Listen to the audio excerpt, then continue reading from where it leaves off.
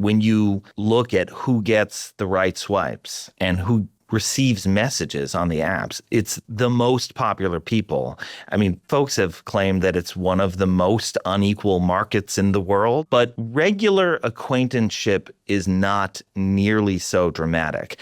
I don't think the influence of attractiveness ever goes away, right? There's always going to be an unlevel playing field to some extent.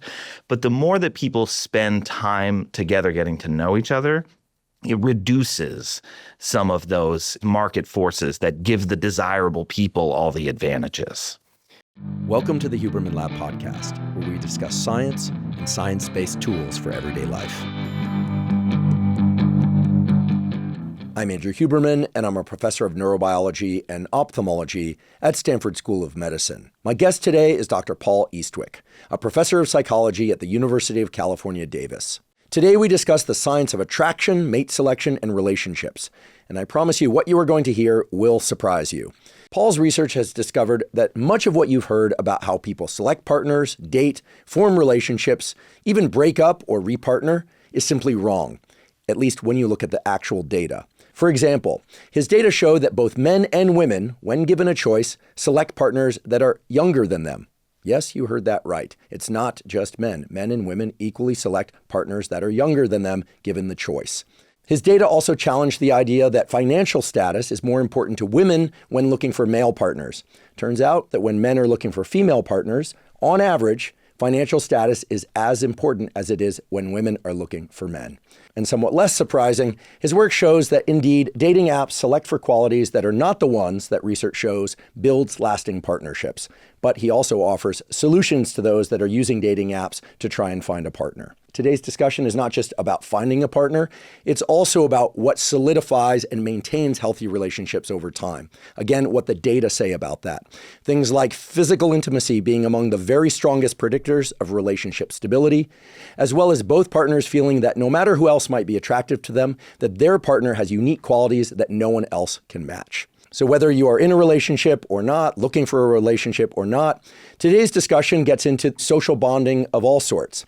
And repeatedly throughout today's episode, both as it relates to single people looking for a partner, people who are already partnered, we talk about the importance of activities that are done with other people, could be other couples or other single people, etc., and that this is critical for those wanting to meet a partner, and it turns out to be critical for maintaining a healthy long-term relationship. We'll talk about what the data say about that. Super interesting. So today is not just about the real data of how people rate attractiveness, find partners, and the glue that keeps people happily together.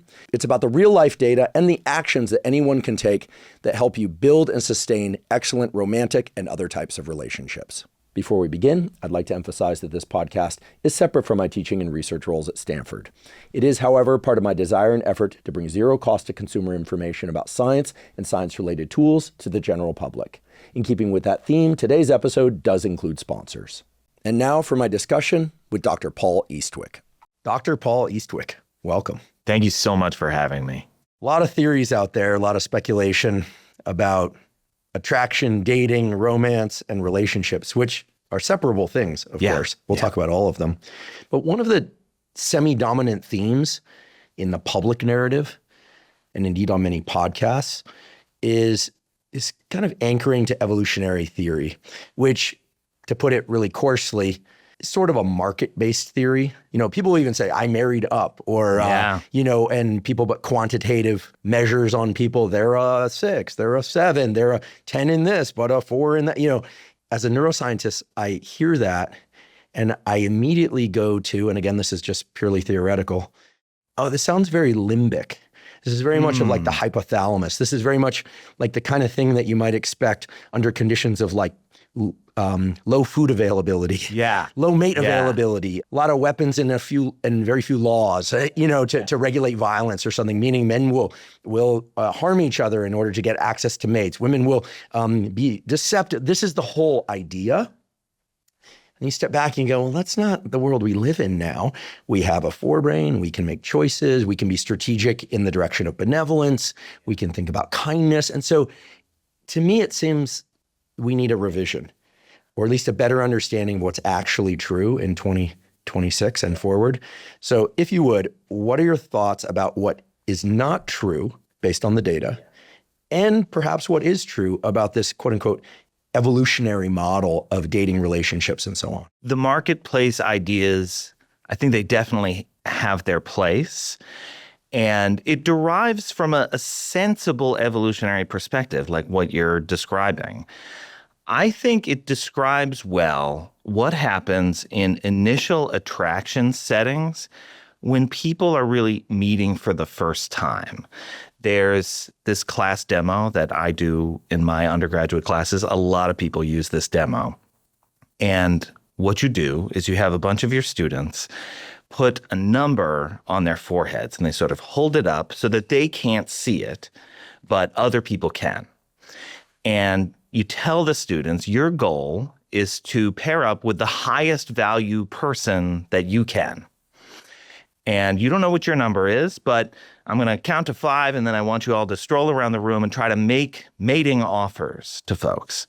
And what you see is that the people who have been randomly assigned a low number, they start to panic because what happens is that nobody will talk to them.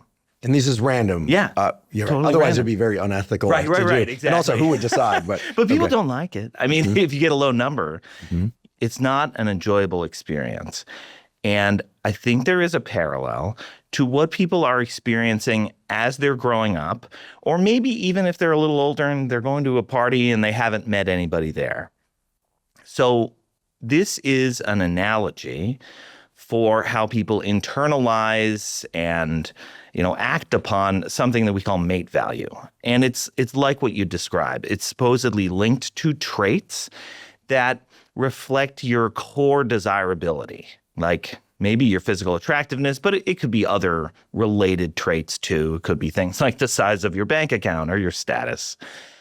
What we tend to see is that when people are meeting for the first time, this is a reasonable facsimile of how people behave. But interesting things tend to happen when people get to know each other over a little bit more time. What then tends to happen is that agreement that is required for that study to work. That study only works because you can read the numbers on people's foreheads.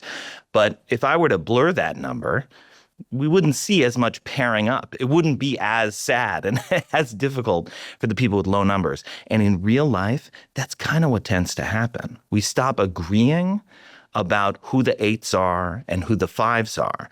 And people might, on average, say that you're a 6, but if I've gotten to know you over time, it means there's a chance I think you're a 9. There's also a chance I think you're a 3. And so that increase in idiosyncrasy and variability, I think, is a really fortunate thing. And it's the thing that's going to allow a lot of partners to find each other, even if they're not consensually the most desirable people. Consensually meaning in the eyes of others. Right.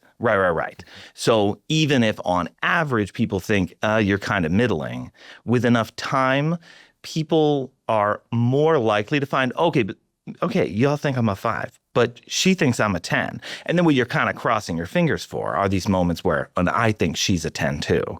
And it's this level of sort of disagreement or the emergence of what we might call compatibility that I think it's been missing from the evolutionary narratives. But I think it plays a core part in explaining how couples get together as well.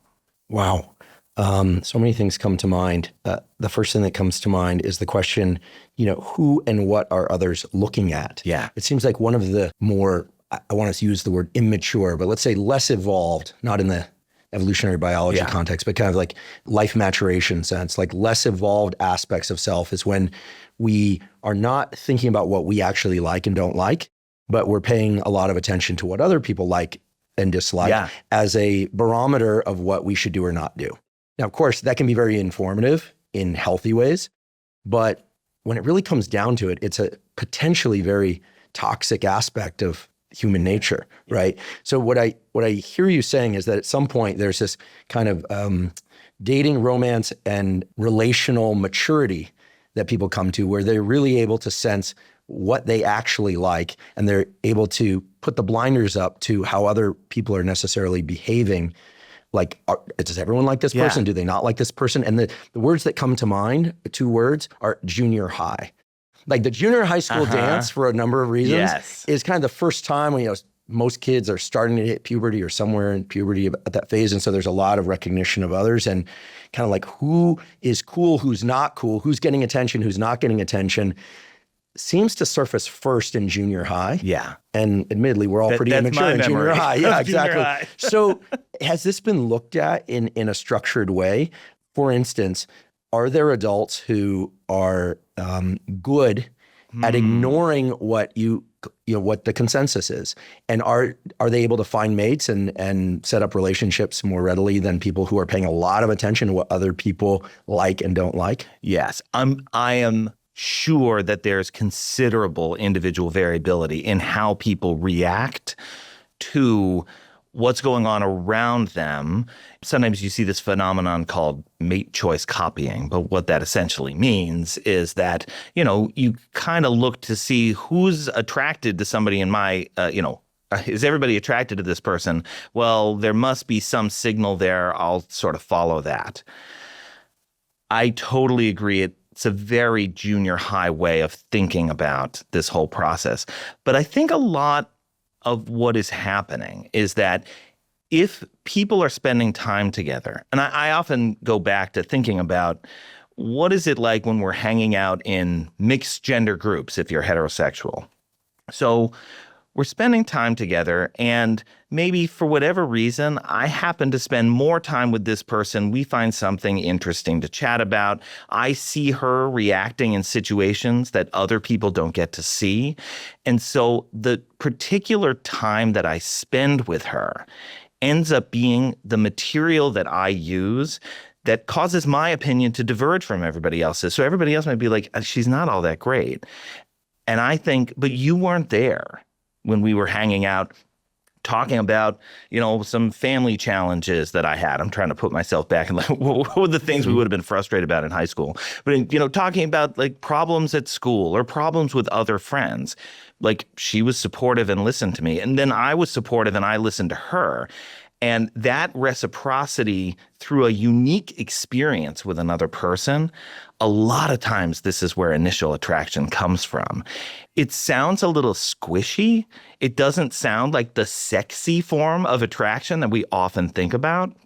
But what we see in our work is a lot of times this is how it happens. It takes a little while, but attraction can form when 2 people spend that time together, sort of pulling unique things out of each other. I'd like to take a quick break to acknowledge one of our sponsors, David. David makes protein bars unlike any other. Their newest bar, the Bronze Bar, has 20 grams of protein, only 150 calories, and 0 grams of sugar. I have to say, these are the best tasting protein bars I've ever had, and I've tried a lot of protein bars over the years. These new David bars have a marshmallow base, and they're covered in chocolate coating, and they're absolutely incredible. I, of course, eat regular whole foods. I eat meat, chicken, fish, eggs, fruits, vegetables, etc. But I also make it a point to eat 1 or 2 David bars per day as a snack, which makes it easy to hit my protein goal of 1 gram of protein per pound of body weight.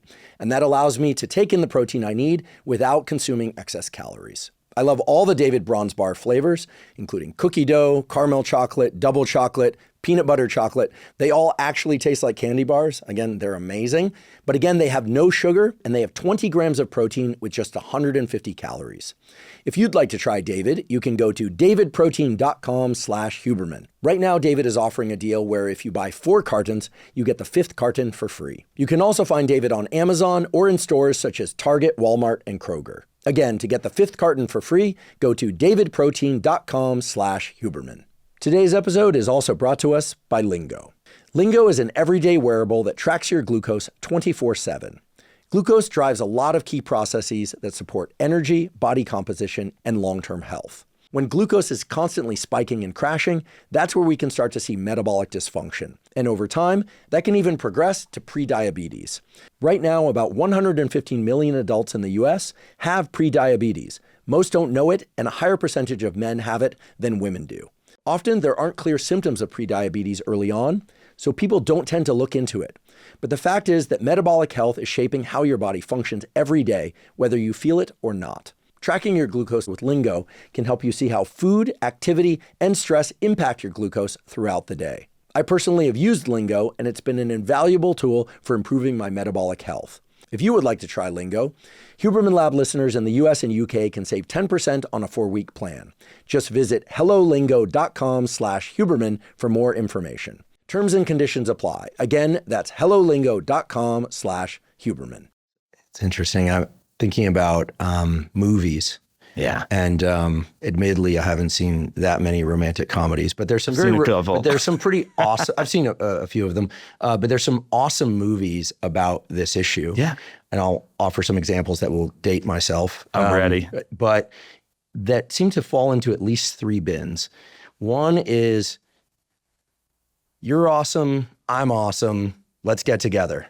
All right. Nowadays, I think, regardless of music taste, I think the kind of like royally celebrated couple is not a royal couple. Yeah. Incidentally, I would say it's like the Taylor Swift Kelsey couple. Yeah. People were like, they're both winners, they're both super attractive, they're both super successful, and whether you like the Chiefs or you don't, whether or not you like her music or you don't, they're like you're two like 'em. badass winners pairing Exactly. up. And it's very hard to say anything except like, wow, they totally quote unquote belong together, right? Yeah. There's just so there's that pairing, and you can find that in movies. And all the like 80s like John Hughes movies centered around this, and then broke that model. We'll go back to that.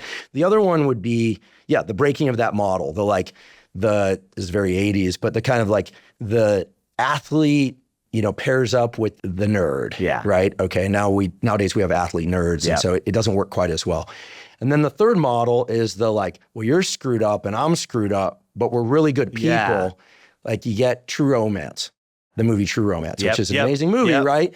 She was not by her own choice, apparently. Like she's like, I've been a prostitute call girl for 3 days. And he's like, well, someone paid for you to be on this date with me. They fall in love, they leave their professions, right? And they go on this sort of semi-crime spree that really demonstrates their immense love and devotion to one another.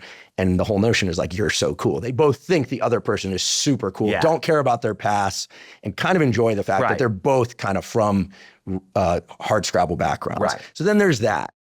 And what's so different about that kind of model compared to like today, where I hear, I don't have a lot to offer about personal experience on apps many years ago, but it's been a while, is this notion that like you hear this, everyone's competing for the same small number of people.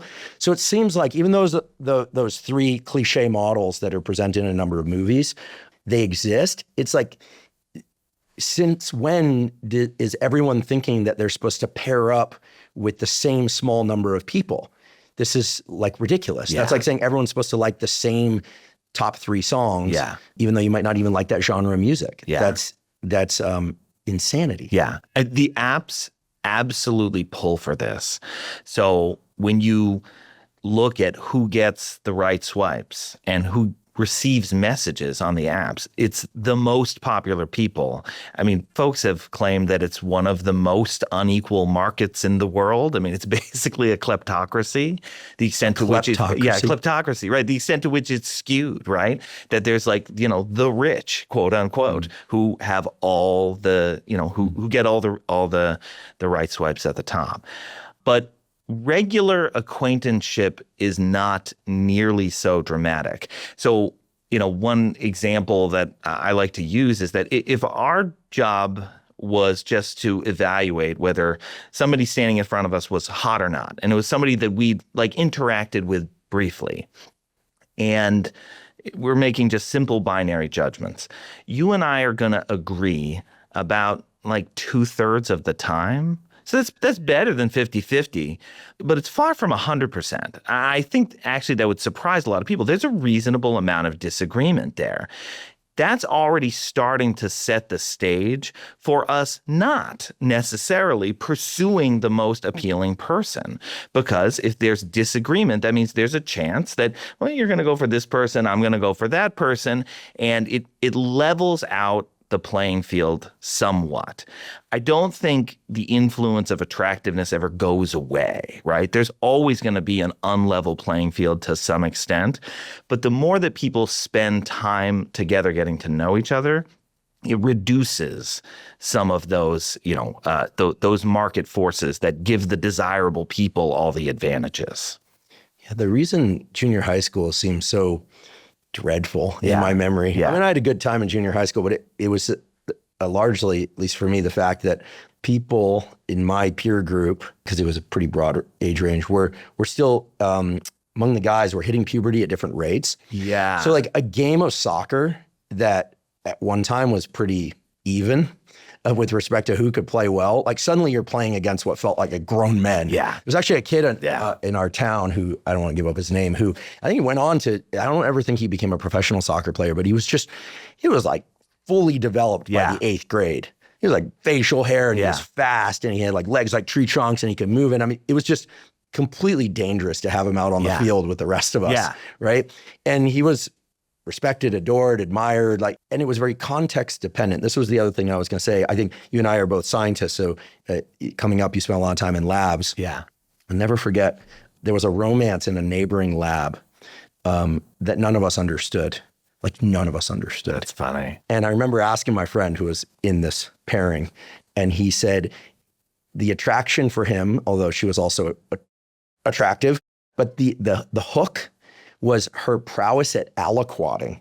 So there's this thing you do with antibodies in labs where they come in and you have to put them into the little thing so that if, you freeze out a little bit. And it's really hard. Yeah, it's and really it's hard to do fast. hard. You get good at it, but apparently like he walked in one day and she had a bunch of these little tubes stuffed between her fingers and she was just aliquoting really quickly while talking. And from that moment, he was just like smitten. That's beautiful. And I'll say I've never heard an example that's good. I was like, her aliquoting process, like a prowess. And I thought to myself, like, is this like tapping into something? They actually have children. He's a professor. They have children together. They seem very happy.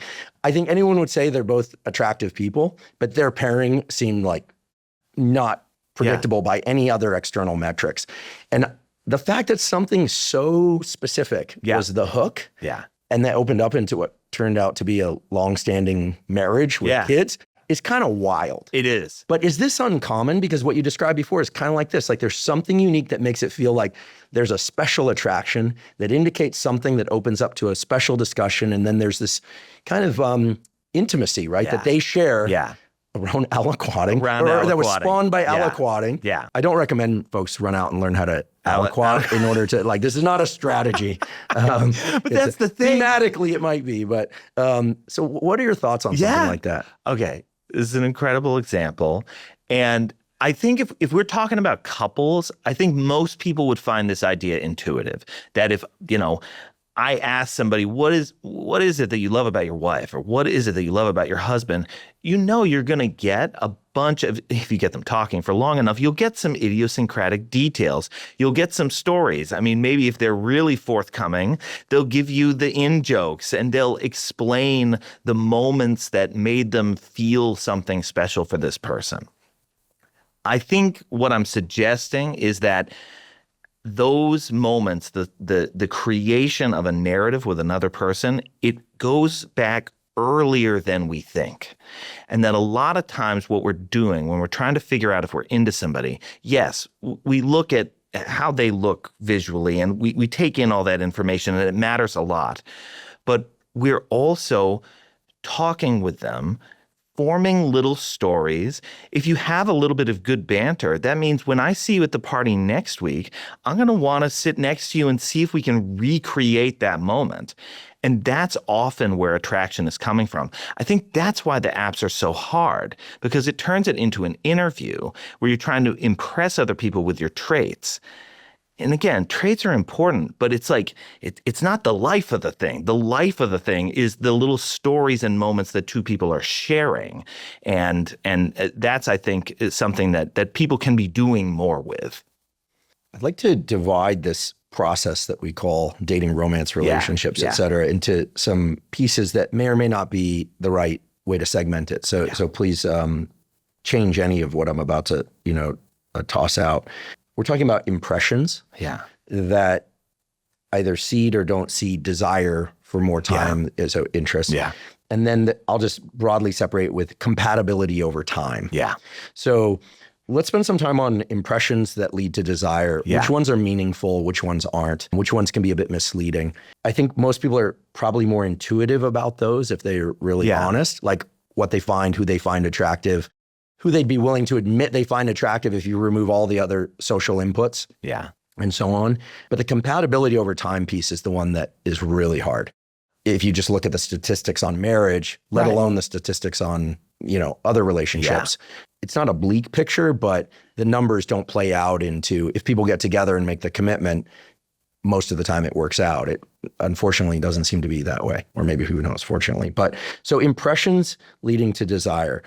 Given that many of the people listening to this will either be thinking about their own history with their current partner or are seeking a partner, or maybe not, what do the data say about what people are picking up on as really valid cues that drive real desire, as opposed to the BS about like, well, everyone else thought they were great, or the great on paper kind of thing? The early phases especially are just naturally filled with a lot of uncertainty. And I think this is a bummer for a lot of people, because it can feel like you're really into somebody or like they're really into me, and then it turns on a dime.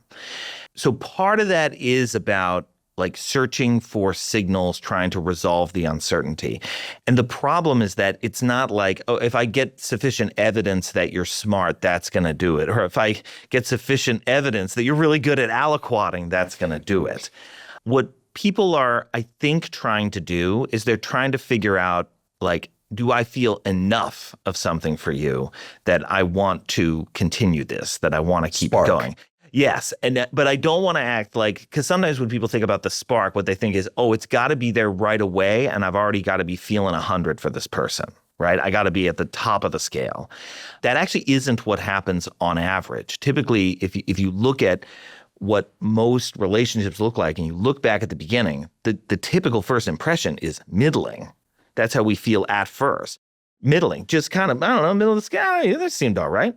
It was fine. And then we interacted again. Not bad, not over the top. Not bad, not over the top. And as we spent a little more time together, actually, I find him pretty funny, or I think he's really smart, or, I really like how good a listener he was. And I think what people are often trying to do is get enough moments that fit enough of these different trait categories that they think, well, whatever other people say about this person, like with me, he seems like a pretty sensitive guy. With me, he seems pretty witty. With me, I actually think he's really hot when he does X, Y, Z. And so if you accumulate enough of those, then you find yourself, it's like you keep coming back. So that's how I think about it, is this like slow accumulation of information. Sometimes people will encounter things like the ick, where there's one moment and then they tip over the edge the other way into feeling like, I can't be with this person. Is that typically women who feel that about men? I mean, do men describe that? I think, men have those experiences too. It is pretty under-researched. And one of the reasons why is because this whole phase I'm talking about is remarkably hard to study. Because as researchers, we're very good at how do you feel about somebody if you're looking at a picture or if you've hung out for like 4 minutes. I mean, that's what a lot of the initial attraction paradigms look like. I like those paradigms. I study those paradigms myself. And then it's very easy to recruit couples and then see what happens to them. What explains why their relationships stay together and why they fall apart. But this period, and it's my favorite thing to think about, and it's also one of the most mysterious, is, but what happened from like minute 10 to, day 30, where now you were really determined to be in a relationship with this person.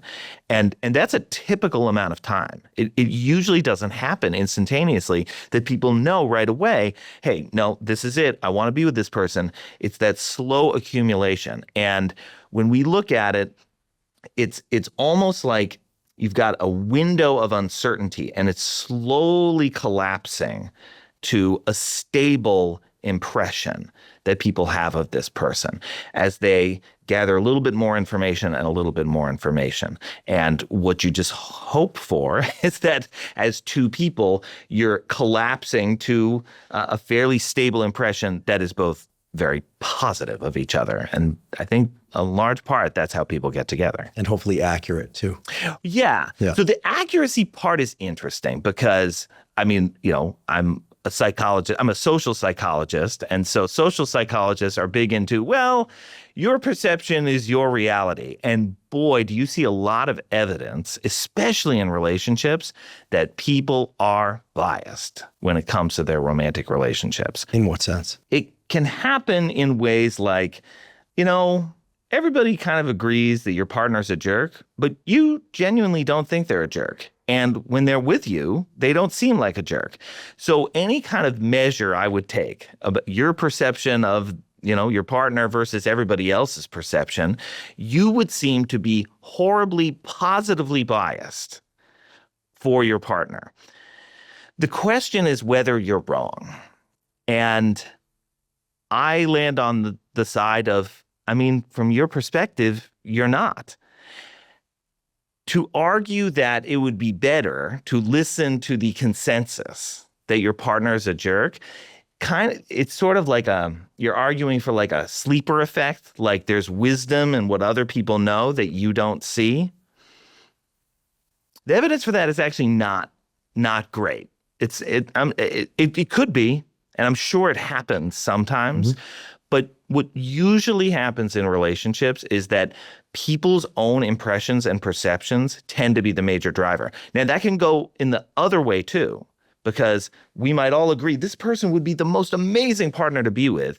And yet you've now gotten to the point in this relationship where you don't see it anymore and you can't unsee the negative things you've seen. And so that relationship can be very hard to salvage. The statement has been made by someone I know and trust about all things in life, not just relationships, but certainly including them, that if people just treated their taste in people, in music, in art, in experiences, the same way they treated their taste in food, everyone would be a lot better off. Uh-huh.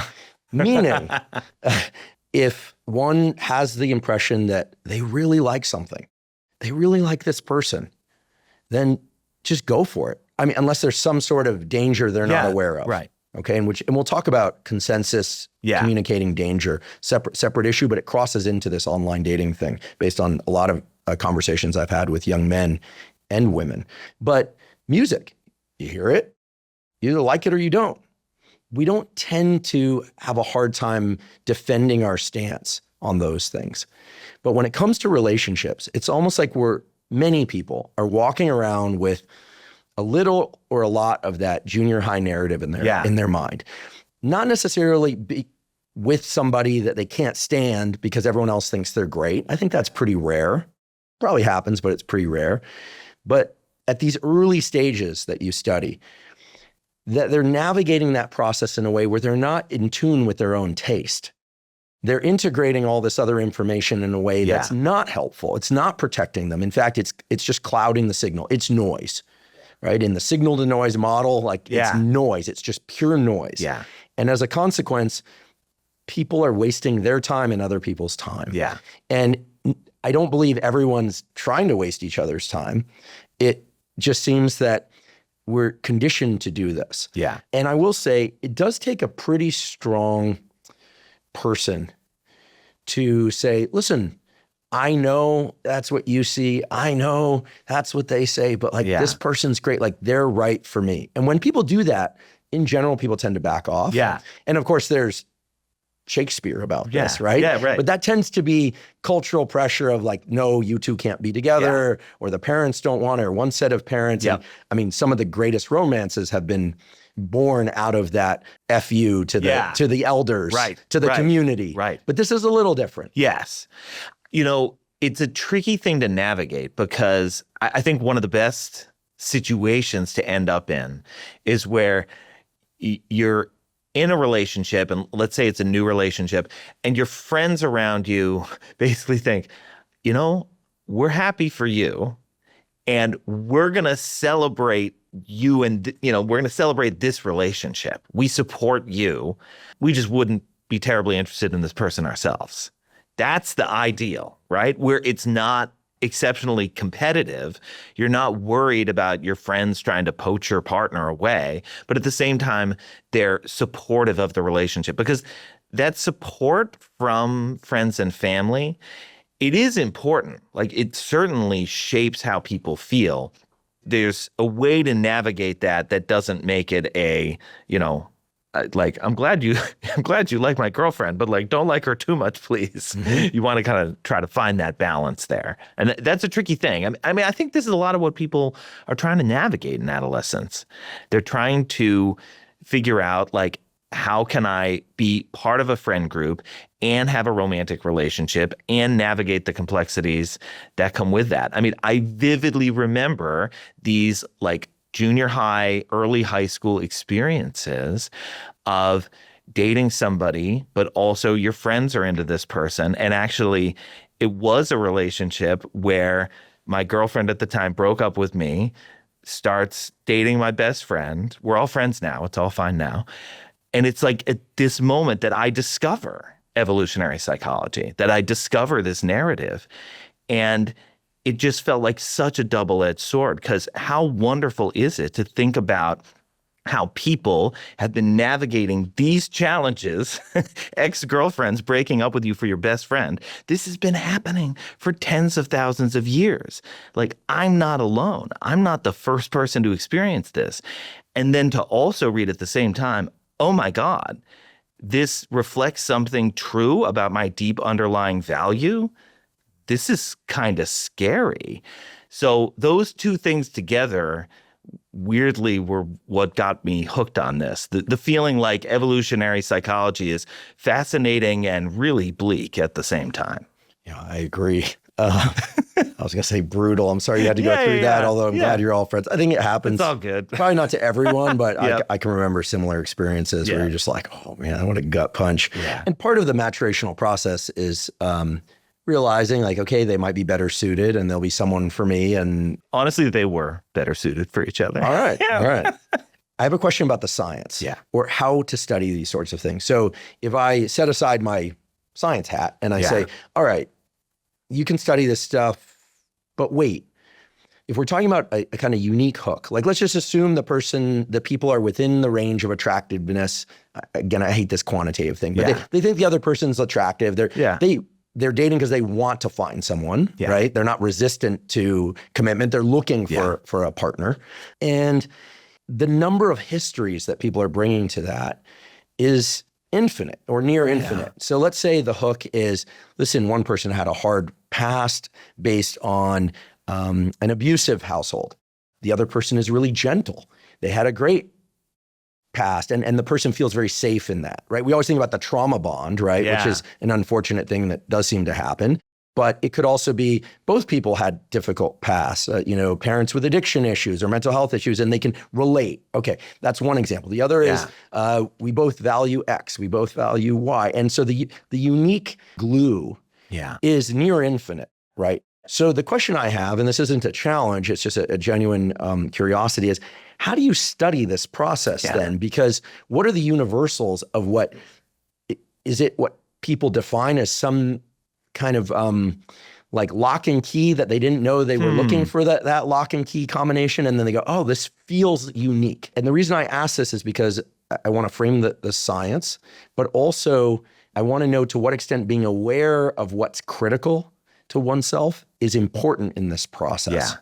Does that make sense? Yeah. There's a lot of words there, but basically like how well one knows themselves can often help lead to better choices in partner choice.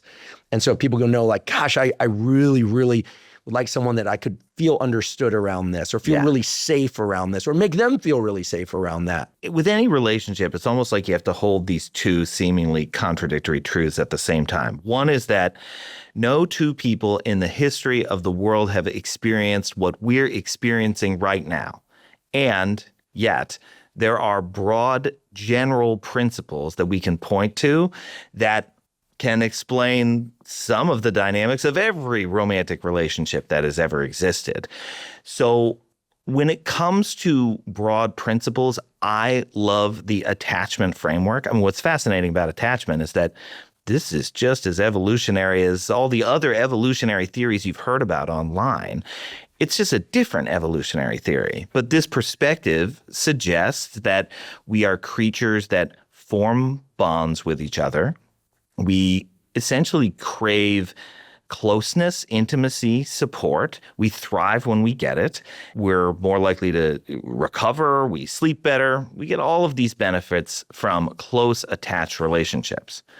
But for some people, or at some points in their lives, we can struggle to have those kinds of relationships, sometimes because we become too anxious about them. We need them a little too much. We become uncomfortable in our own skin. Or we tip the other way. We become very avoidant. We become overly independent. We become convinced that we really don't need anybody else. These are broad attachment dynamics that people will go through their whole lives having to navigate. A lot of people have probably heard about you can have an anxious attachment style or an avoidant attachment style, and all of that is true. But one thing we know today from studying more couples and getting better at studying couples over longer periods of time is you realize that people's attachment orientations really can change.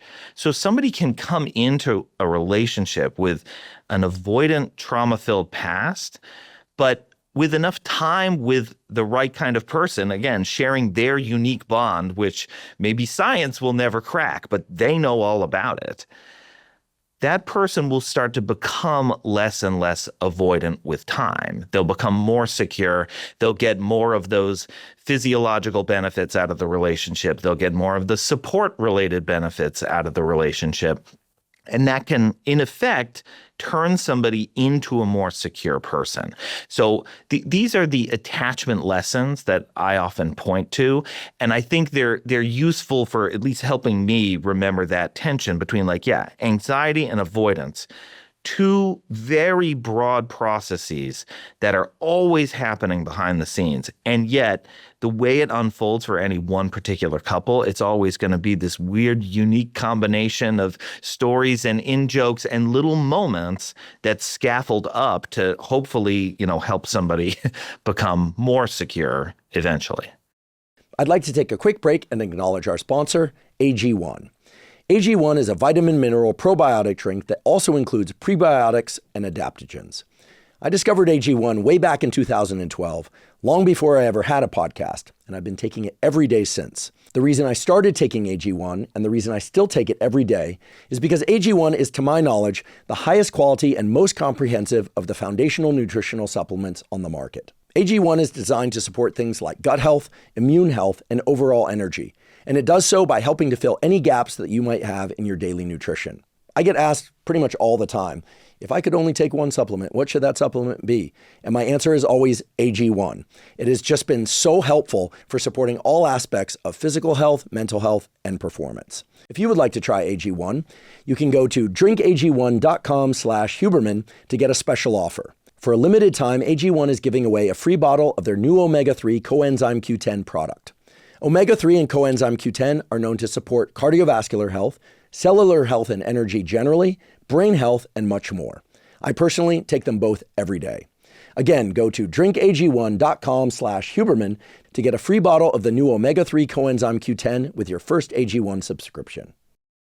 Seems to me that barring, again, like an emotional or physical safety issue, the less that couples are talking to other people besides a trained therapist, if they choose to do that, and maybe not even doing that, about their relationship, probably the more protected their relationship is. Oh, that's interesting. From the darts of envious people, the unhelpful positive comments from people, right? Because there could be instances where a relationship is really flagging and someone doesn't disclose that and they don't really understand what's going on, and were they not to share that, then everyone's getting all this positive input and they think, well, I think this is just how it's supposed to go.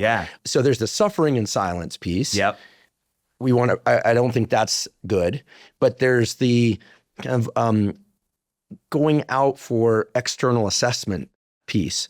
And as I say this, it's funny because you're at UC Davis and I did my PhD there. I was just remembering, like, when you pick projects in graduate school, you get some consensus about what's a good project. Yeah. But so much of becoming a good scientist is kind of learning to put up the middle finger and just keep going. Yeah. As the sort of pressure test of doing science is people going, well, is that really that interesting? And you don't really know how much to pay attention to it. And it kind of pays to be a little bit bulldog-ish and just go, I don't know, and just ignore it and just keep going. I can say this is also true in any kind of creative endeavor or public-facing life. Like, it doesn't make good adaptive sense to pay too much attention, but nobody wants to be the person that like steps in it or does something really stupid.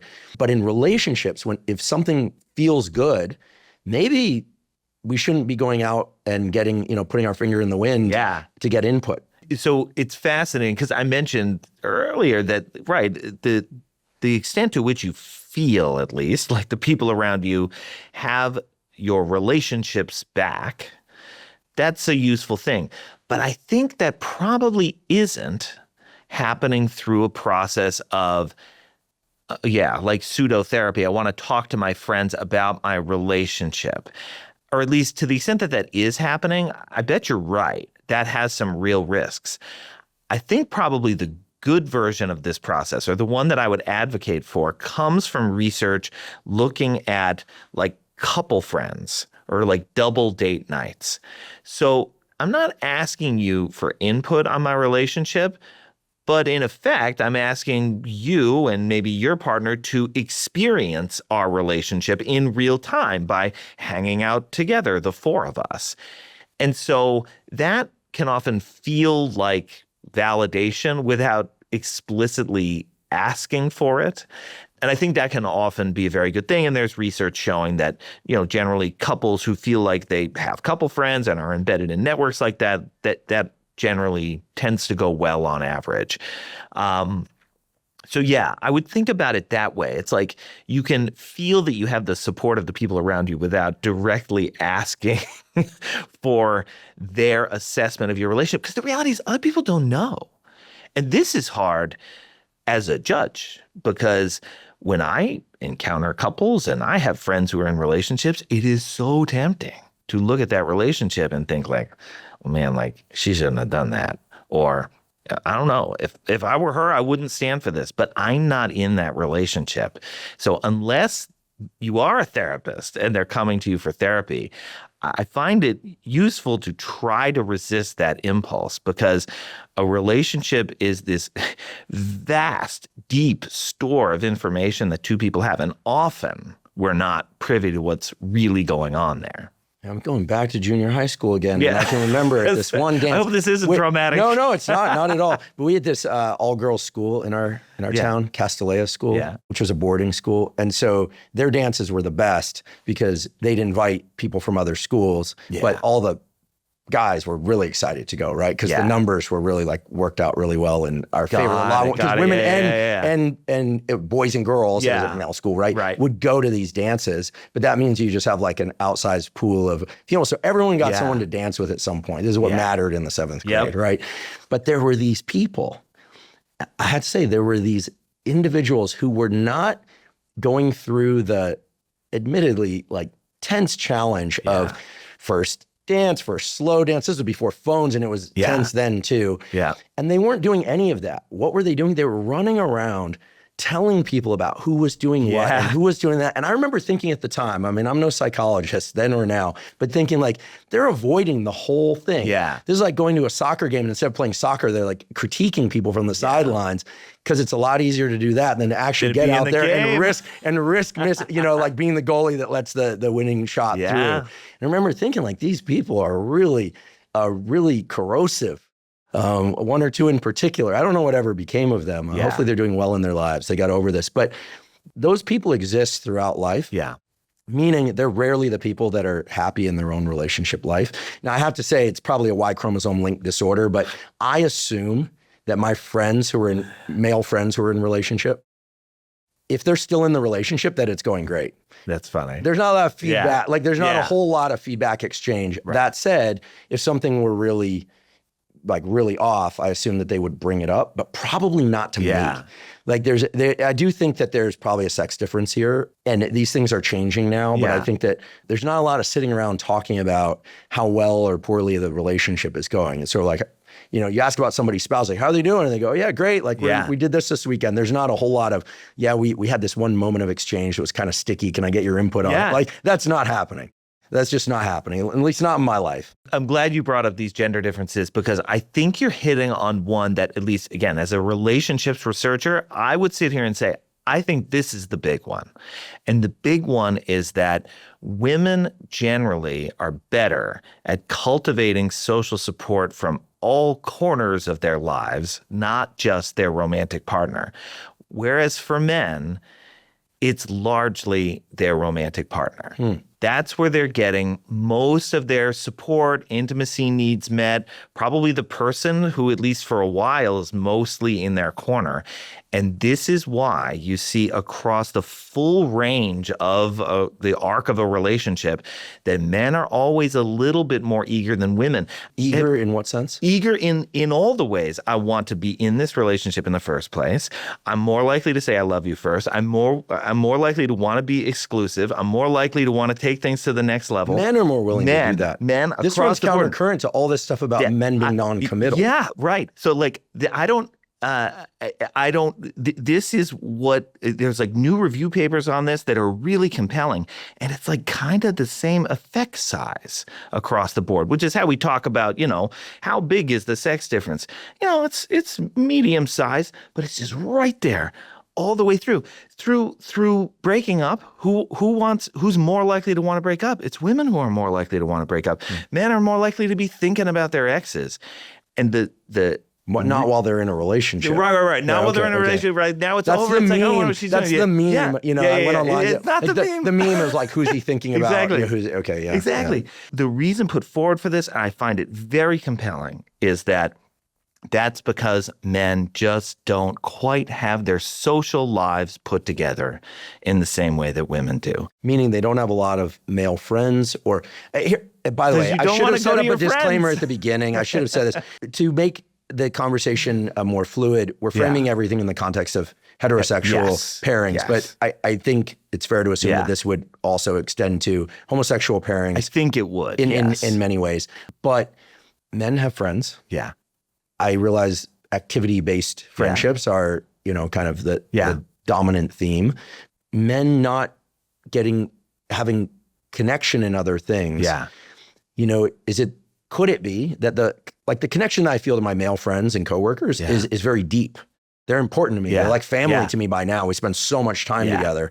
So it feels connected. But it's a very different kind of, I don't ever think of the word intimacy. I think of trust. Yeah. And I'm not trying to just, put up a wall to my whatever feminine traits I happen to harbor. I'm cool with that. I'm good with the idea that I have emotions and that I have needs and stuff. But I think it just makes good intuitive sense to me that if I have something that I want input on that's of a more has a more of an emotional undercurrent, that I would bring that to my romantic partner. So here's the question I would pose. And I would be clear. I'm not a therapist. I'm a scientist. But I would ask you this. If something went wrong, do you feel like you have a sense that there are other people in your lives, not your partner, but other people that you could go to if you needed to? Definitely. See, that is the essence of social support. It's actually not literally do you take people up on it. It's do you kind of have a vague sense that people are around? And that's the part that matters. That's the part that gives us the health and well-being benefits. It's like a bank account you never have to dip into. It just gives you the sense I've had to dip into it. Yeah, right. Right, there you go. Luckily, it's a vast account. Yeah, but right. I try not to make too many withdrawals on it. Yeah. So just the feeling that it's there is really the core component. And I think there are a lot of men, not you and not me, but a lot of men out there that don't feel like they have that social support bank account. Like a close male friend or female friend. Yep, or female that's purely friend. platonic. Yeah, or family for that matter. I mean, who's more likely to lose touch with siblings? I'm willing to bet that that's more likely to be men too. So I think this is part of the modern challenge of masculinity that worries me, that I point to. I want to help men at least have that sense. I think they can cultivate it through all the activity-based things that you describe. And like I did that myself throughout my 20s and 30s. Like I could not count the number of kickball and softball teams that I participated in. And I did that not because I wanted support. I don't think I ever got emotional and cried in front of any of those guys, but I knew they were there and that if I ever had to go to that, I could. I'm talking about memes and internet themes, and I have to be careful doing that because I don't want to put too much weight on the direction of those things and what they really mean. And the science is what I'm interested in. But, I think most guys would probably say that scene in that movie, The Town, where Ben Affleck walks in and says, listen, yep, we got to do something. People are going to get hurt. We got to do this. And, and you can't talk to anybody. And his friend's only response is, who's driving? Yeah. Is kind of like the essence of what a lot of men want and kind of idealize male friendship as. Yeah. Like, we got to go bury a body or create one. And and it's just that it's the loyalty, it's the trust. There's a lot's encapsulated in that. It's a bad, quote unquote, badass scene, right? Yeah. They're about to do something real bad. I don't recommend that. Right. That's not the friend test you want.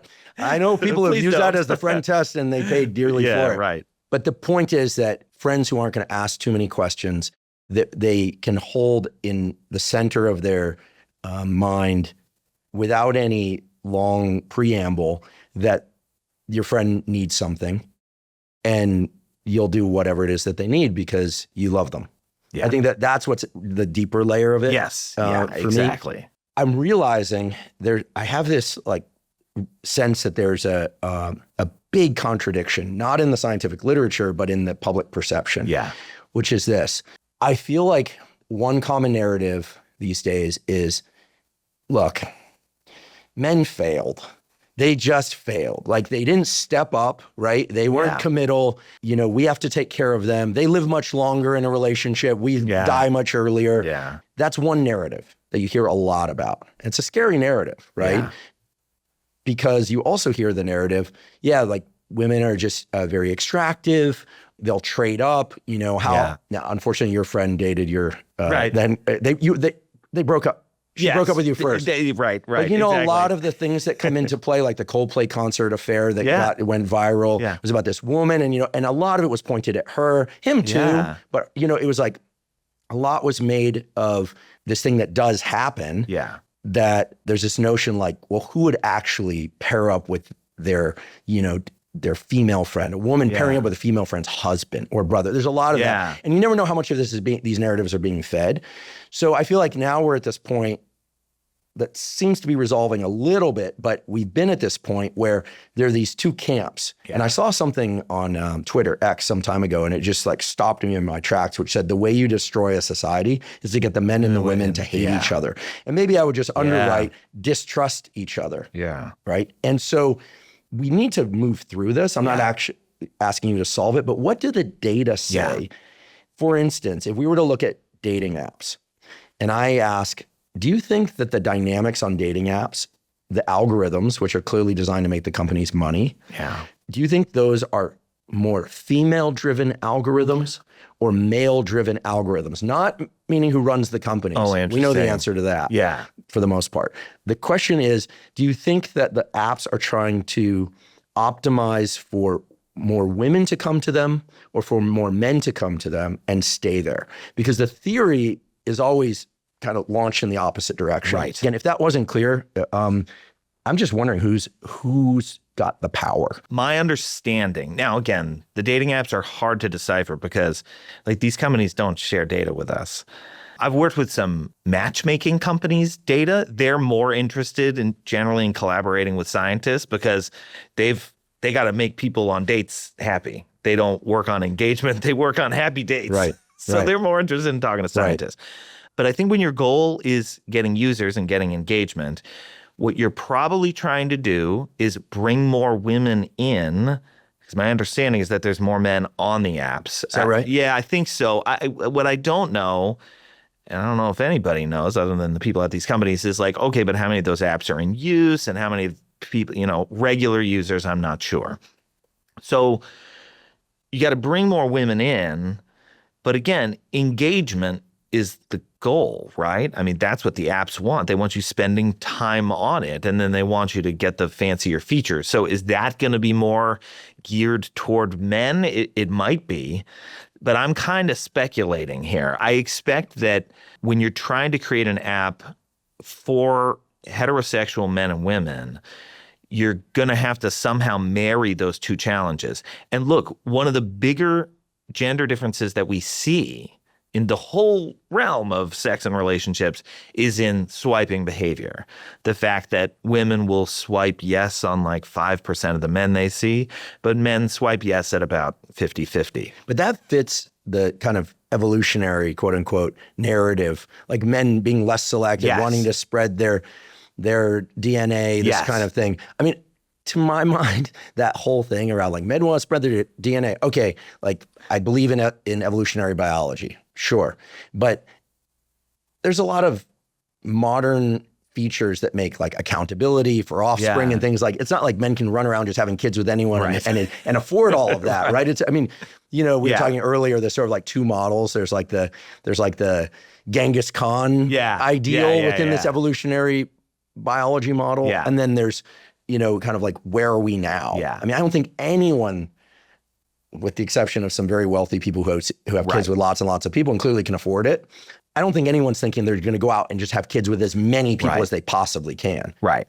And so what's so interesting about these gender dynamics is that, from my perspective, they tend to get the largest, the biggest gulf between men and women in the situations that are the weirdest.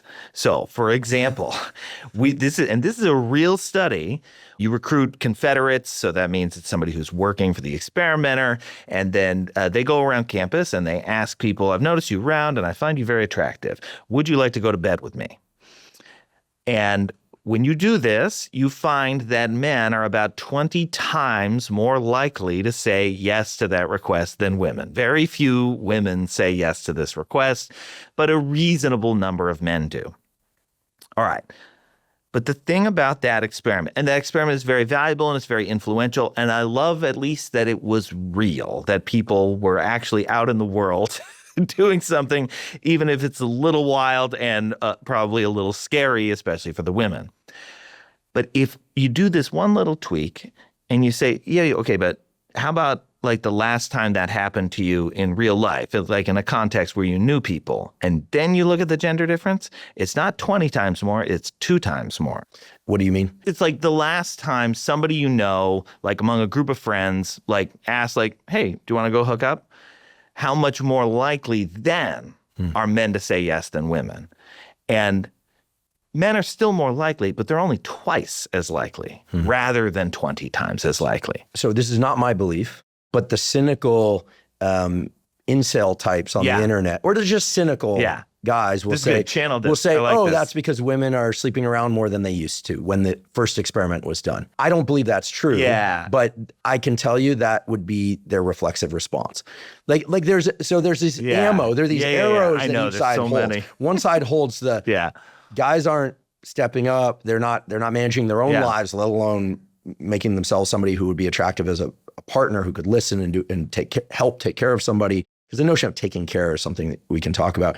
The guys are saying, well, they're just all extractive, and there's deceptiveness there, and they'll trade up at a moment's notice, and so, I mean, I don't want to feed the flames of distrust, but the data you just provided, what is the conclusion? Like, so that's the result, but in that paper, what's the authors, we the authors therefore conclude that. Right. So I would conclude this, that approaching strangers is, especially in a romantic or sexual context, is very, very tricky, very challenging, and it is a weird modern skill. Because we actually evolved in environments where you didn't actually meet that many strangers. So if some people are adept at that, God bless. But for most of us, we had to get to know people over time. We needed that long process to make a good impression on somebody, because most of us are like not all that hot. and not so appealing that people fall for us the moment we see them. And so that is what I would tell these hypothetical incels is I think part of the problem is that you're locked into a way of thinking about sex and romance that it's about a pickup line or it's about an initial impression. I think women are more interested in casual sex when it's somebody that they like kind of know and have been friendly with for a while and have had like some good banter with. And if you surround yourself with people, not just women, but also men, and you meet friends of friends, you're going to find more opportunities that way. So it's like a shift in the mindset that we have about how it is we meet people and how it is we get to know them. And that hitting on strangers is like low yield, very difficult. Spending time with friends, it's time consuming, although it's enjoyable in and of itself. It's a time consuming approach, but it's ultimately going to be better for more people, on average at least. In light of the apps, social media, this divide, I'm very grateful that you're bringing up this notion of spending time in small groups. Yeah. Probably around certain activities. Could be pickleball, could be a barbecue, Sure. could be, that's how people used to meet. Yeah. Sometimes there's work adjacency.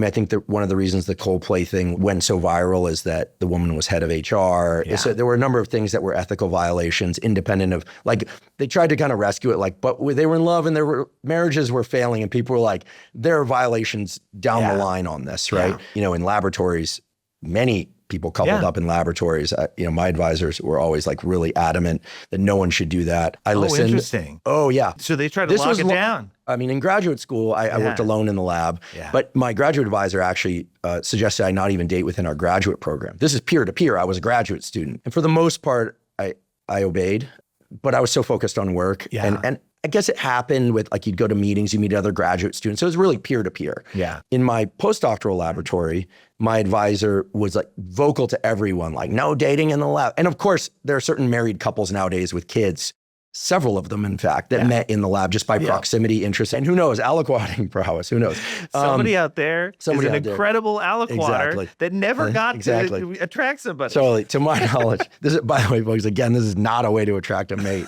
unless you're a molecular biologist, perhaps. But I think that there's real value in this because unlike our earlier discussion where other people's input can be kind of toxic to the process of understanding and really getting in touch with one's sense of taste. I like this person. I don't. This feels safe. It doesn't feel safe. And I'm not using, by the way, the safe language to be politically correct. Some people feel emotionally unsafe because it's just like if there were a stressful circumstance, they would dissolve into a puddle of their own tears. That's a different version of it, right? I think we all kind of flit to the extremes, but that's another aspect. But this is a context in which you can get a read of how someone behaves, their values, their reflexive levels of kindness or lack thereof with other people. Yeah. You get a lot of data in a setting that you're hopefully enjoying yourself in any way. That seems very, very valuable. So we're talking 80s movies and 90s movies already. So I'm going to throw out Say Anything. Oh, yeah. Do you remember Say Anything? Yeah, absolutely. Okay. So the John Cusack lead character asks out the Ione Skye character. But where they go on their first date is absolutely fascinating. They go to a party. So they are clearly going together, but they don't spend the whole party attached to each other. And they're not interviewing each other like they met on an app. They're actually kind of watching each other as they float through these various groups. And sometimes they're talking to other folks about the fact that they're kind of on a date right now and how is it's going. But they're also talking to each other. And it's kind of a beautiful depiction of this old kind of lost art of you're dating, but you're also with other people, seeing how they behave. And one of the moments where Ione Skye you can see her starting to fall for John Cusack is when he's actually looking out for some of the other folks there, taking their keys away so they don't drive. And I think that that idea of watching how we behave around other people can be very powerful. So one of his unique qualities was that he's protective of other people and responsible, and he put other people's safety ahead of his own desire to go out and drink that night or something. Right. Yeah. Yeah, I forgot that scene. Yeah.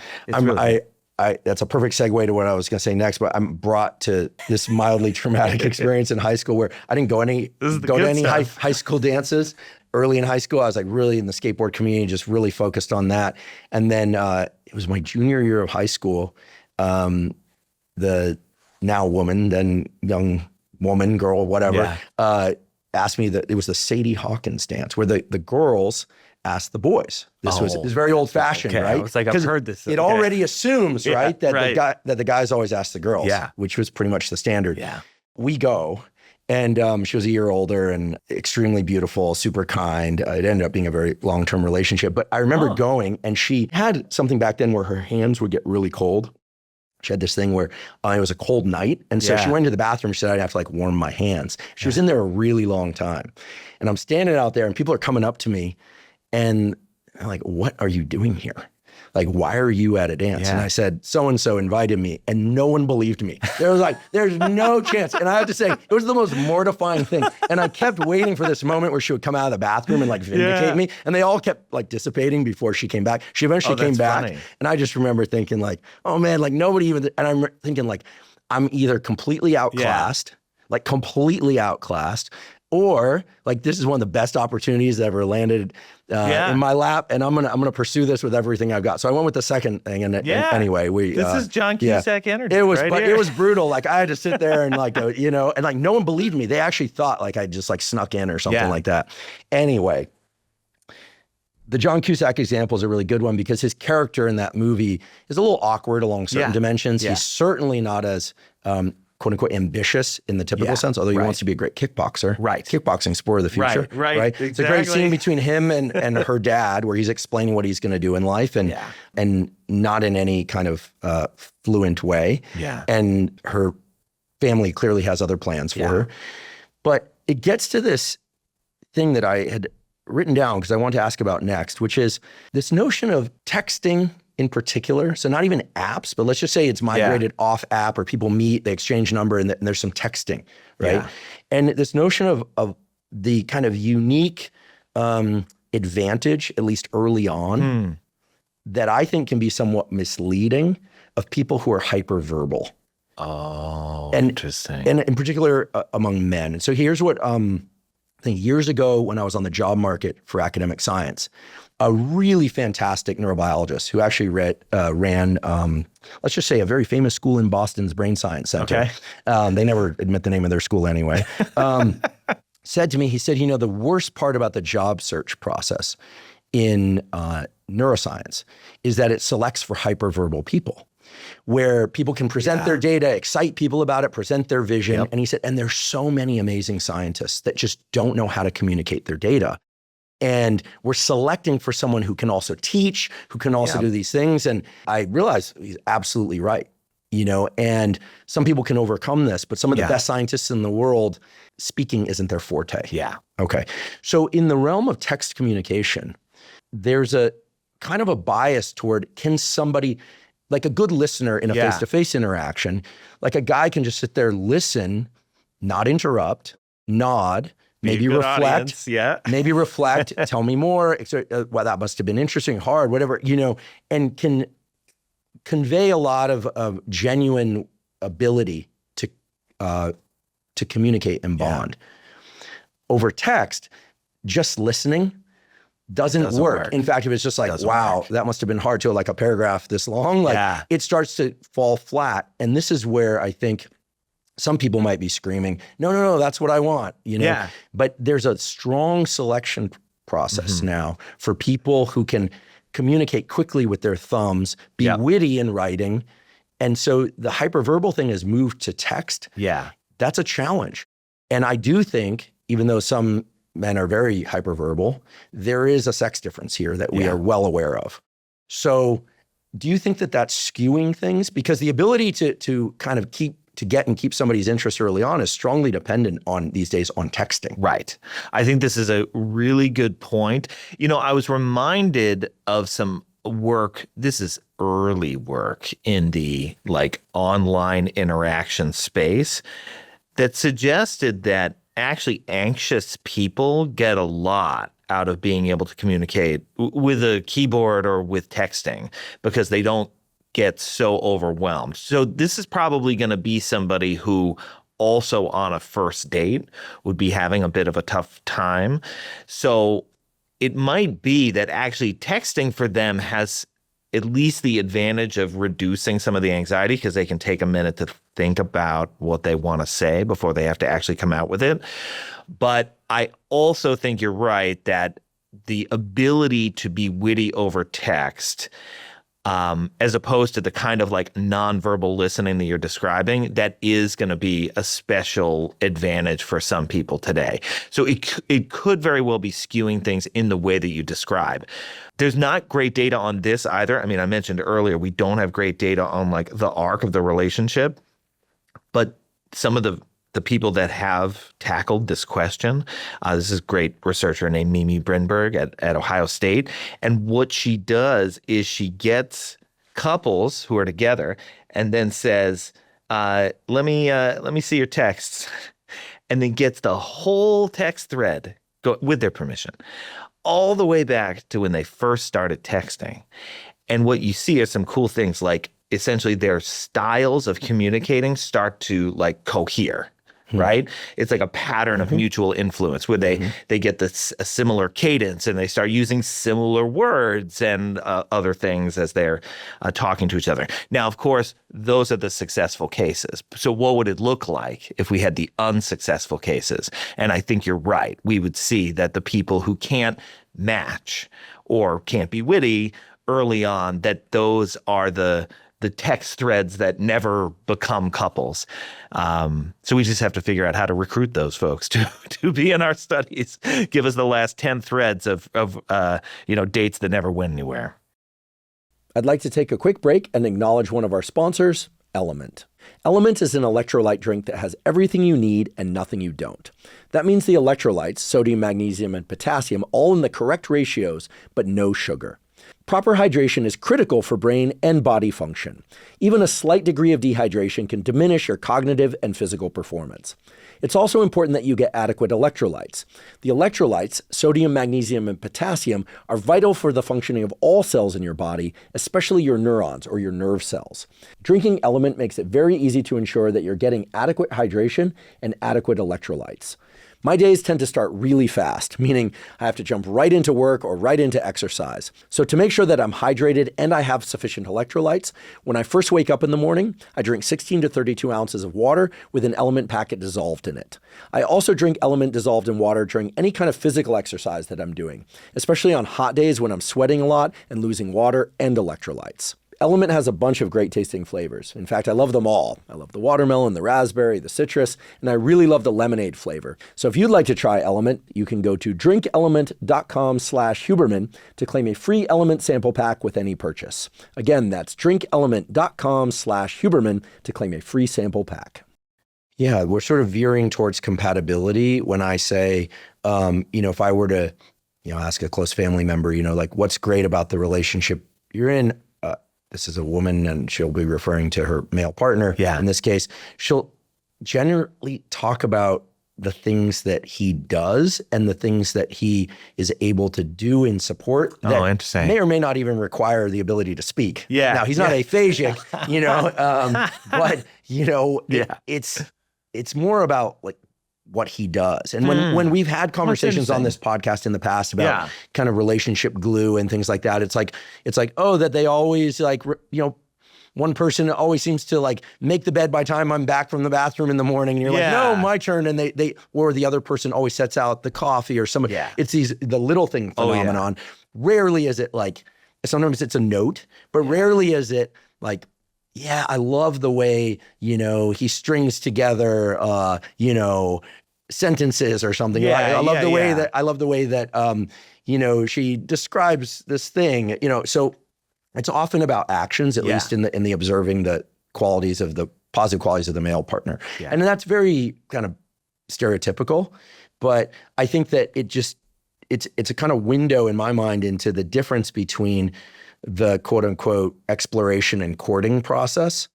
Although the courting process, what people do arguably matters more than what they say. Yeah. And the kind of long-term thing. Yeah. The consistency of the stability of the relationship over time. So I wish that, it's a shame that these apps don't select for action. The only way to do that would be something where you would say, okay, if you're going to sign up for this app, we're going to ask you to go on at least 3 dates with, anybody that you match with. And we want to see you dating in these very different circumstances where the point isn't always to just talk at each other, that also you got to do things together. I wish there were dates that were like, assemble this IKEA furniture. Don't people still go for like a hike or go to a show? Yeah. Okay. No, that's good too, because at least it's talking and interacting, but a different kind of talking and interacting. I want like physical challenges. Get out of this escape room, stuff like that. Anyway, I'm not actually see how dating people coach. handle it. Yeah, right. You're right. Yeah, so you got to be witty, but also not panic. Do you suggest that as like a first date? I don't know, maybe third date. Okay. Third date sounds good for escape. I want to be clear. I've only done the escape room board games. You're just throwing people under the bus just to see what happens, collect data. Yeah, no, I'm just kidding. But like, events, sporting events, I mean, things that are that are exciting, that you're doing together, but also facilitate interaction, I think can be really good. It is very, very hard, though, to simulate the patterns of what would it be like to be in a long-term relationship with this person and the 4,000 daily responsibilities that come with that. And I think even when we are really crazy about somebody early on, we try to forecast what that's going to be like as best we can, but we really don't know. And I think the beautiful thing, but also the challenge that a lot of relationships have is, what you do is, like you just described, like, okay, it becomes my job to set out the coffee and it becomes your job to mow the lawn. And we create this very elaborate structure that guides not just our day-to-day lives and the crap we have to do, but it also guides how we communicate, when we communicate, what we communicate about. If we create a business together, that can create a relationship that starts to feel like more transactional, that's maybe less warm, has less opportunity for connection, as opposed to creating a relationship that builds, time for fun activities together, for fun experiences. Or again, I recognize like people are stressed and often working multiple jobs, but at least when we are interacting, are we able to interact about the fun, silly things that brought us together in the first place? I think it's very challenging to do these things when people go to couples therapy and the couples therapy is effective. It's usually because therapists are able to help couples essentially like rewind all the bad patterns they've created and go back to when things were good, rediscover what it was that they really appreciated about each other and like recreate their relationship from there in a new way. But yes, many of these things they're just deeply, deeply hard to forecast. Yeah. And there's always the natural desire to want to know if one's time and energy is well spent. I mean, it's really, in some sense, the most important investment is time and energy. It's kind of all we have. It's all we have. And that's very evolutionary in its core. You talked before about this kind of crystal ball question or probing for particular disclosures that people are willing or not willing to make as a perhaps better indication of whether somebody is interesting or appropriate for you. I realize, however, that the notion that there's a question or a set of questions that would say green light that's not true. That is just can't be true. There's probably some answers that are red light. Everyone, knows red light. Yeah. Hopefully they're paying attention to that. But it's the yellow, but it's the yellow lights and not knowing what questions to ask to see if there's a sort of green light path forward. Tell me what those questions are. Okay. Phrased differently. If two people are on a date and they have only a few minutes, it's kind of a speed dating type situation. And they need to make a good assessment as to whether or not they genuinely would like to spend more time with the person again. What are the questions they should ask? All right. So I like the questions that are a little bit more offbeat. What people tend to do on speed dates is they want to find common ground quickly if it's college students, maybe we're going to talk about their major. Do we share a major? No. Like pivot. Where are you from? And they'll try to find something that they can bond over. And that can work very well. But I think the core of what we want in an initial interaction with somebody is to take away something that feels like it was at least a little different than all the other interactions that we have. And so sometimes what that means is going a touch deeper than people are comfortable with. Now, in 4 minutes, it's tricky. If you have a little bit longer, like a regular evening length date, I really like the 36 questions test. Like sometimes it's called the Fast Friends procedure. But these are questions like, what's one thing that you've never told somebody that you've always wanted to tell them, and what's stopping you? Or people answer that? Yeah. I mean, if you've been hanging out with somebody for 60 to 90 minutes, that is a pretty good way to elicit real depth and give both people a chance to do some reciprocal self-disclosure, because that's what people want. Mm-hmm. That's what people connect over, is I feel like I've just heard, maybe it's true, maybe it's not, but I feel like you've just told me something that you haven't told most people, and maybe you haven't told anybody. I vividly remember falling for somebody when that moment happened. When it's like, you are telling me this. I don't think you've ever told anybody this before. And it is such a rush. I think I don't know, man, the internet, it's convinces us all we care about is sex and hotness. There is nothing like the rush of having somebody tell you something that they've never told anybody else. And again, this is the stuff that gets relationships researchers excited, because this is what we see in our data: responsiveness, closeness, building trust, and all of that stuff. Now, again, 4 minutes is really hard. 4 minutes, you just got to get a little nugget of something that you want to build off later. And maybe that is your hometown. And maybe it is isn't this a weird experience that we're only going to get to chat for 4 minutes? But whenever there are routes to go for a little bit more disclosure, I usually advise that people go for it. It will pay off on average, even if it can feel kind of awkward in the moment. Do you think there's more excitement if one gets the sense that the other person is taking a bit of a risk in disclosing it? Yeah. Not I've been dying to tell somebody this and there's never been an opportunity. Yeah. Thanks for giving me the opportunity. And, I always, wanted to come back in my second life as a guppy or something. Yeah. I don't know. I'm picking a trivial example on purpose because it's not true. Much better tropical fish. A big tropical fish enthusiast. That's right. Much better. Freshwater discus. Much better fish.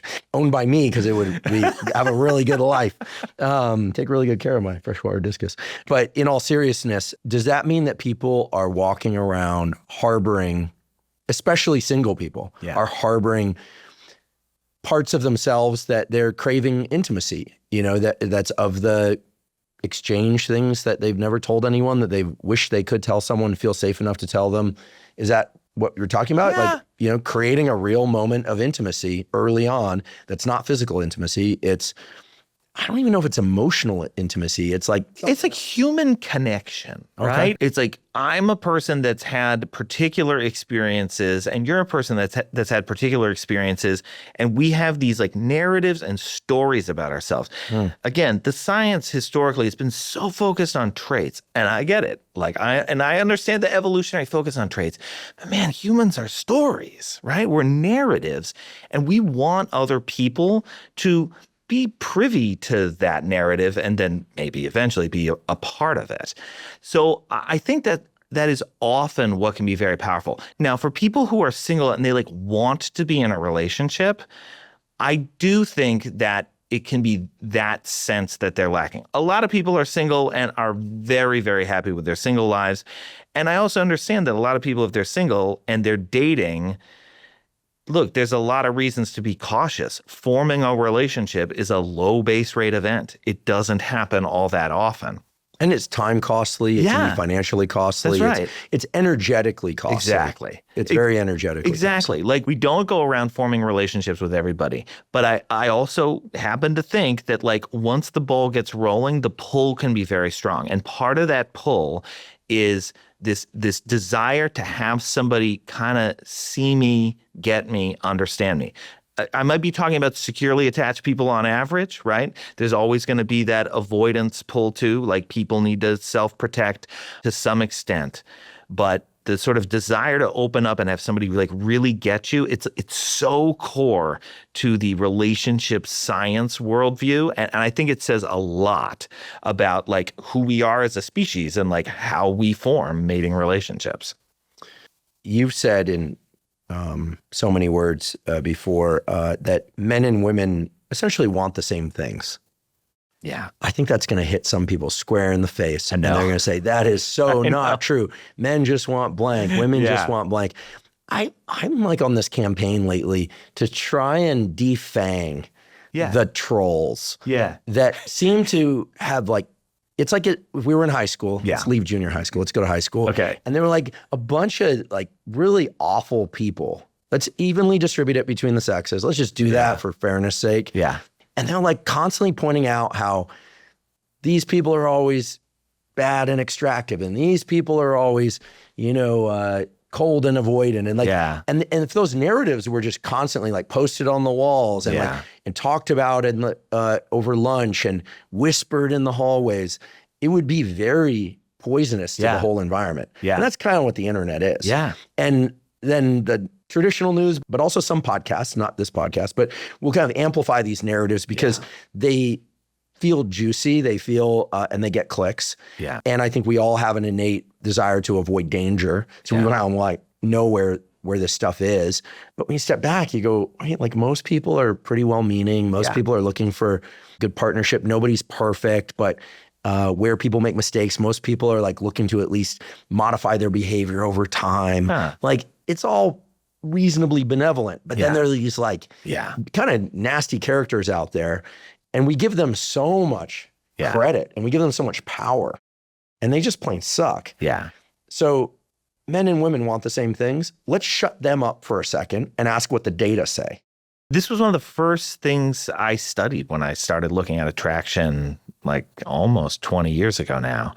And in part because I found the gender differences fascinating. It was very clear for decades and decades that if you ask men and women about the qualities they want in a partner, that you'll see these differences show up pretty routinely. And they are differences that then, in the hands of nefarious characters online, get spun out into exactly the narrative that you're describing. But the basic data on what men and women say they want, it's there. Men will say they care about attractiveness in a partner more than women, and women will say they care about earning potential in a partner more than men. Now, I'm phrasing that in a particular way, and I'm saying what people say they want because I'm critiquing the experimental paradigms that were used. It usually had people rating a bunch of traits on scales. And as a psychologist, I have no problem with that. I'm very interested in people's subjective experiences, and I use scales all the time.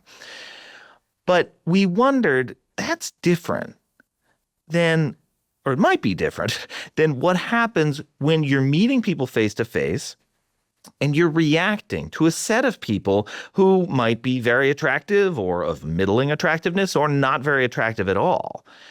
And that, to me, seems closer to capturing what people actually want. Like, if you meet 10 women, how much does their attractiveness drive your desire to date them? How much does attractiveness affect whether you want a second date with them or not?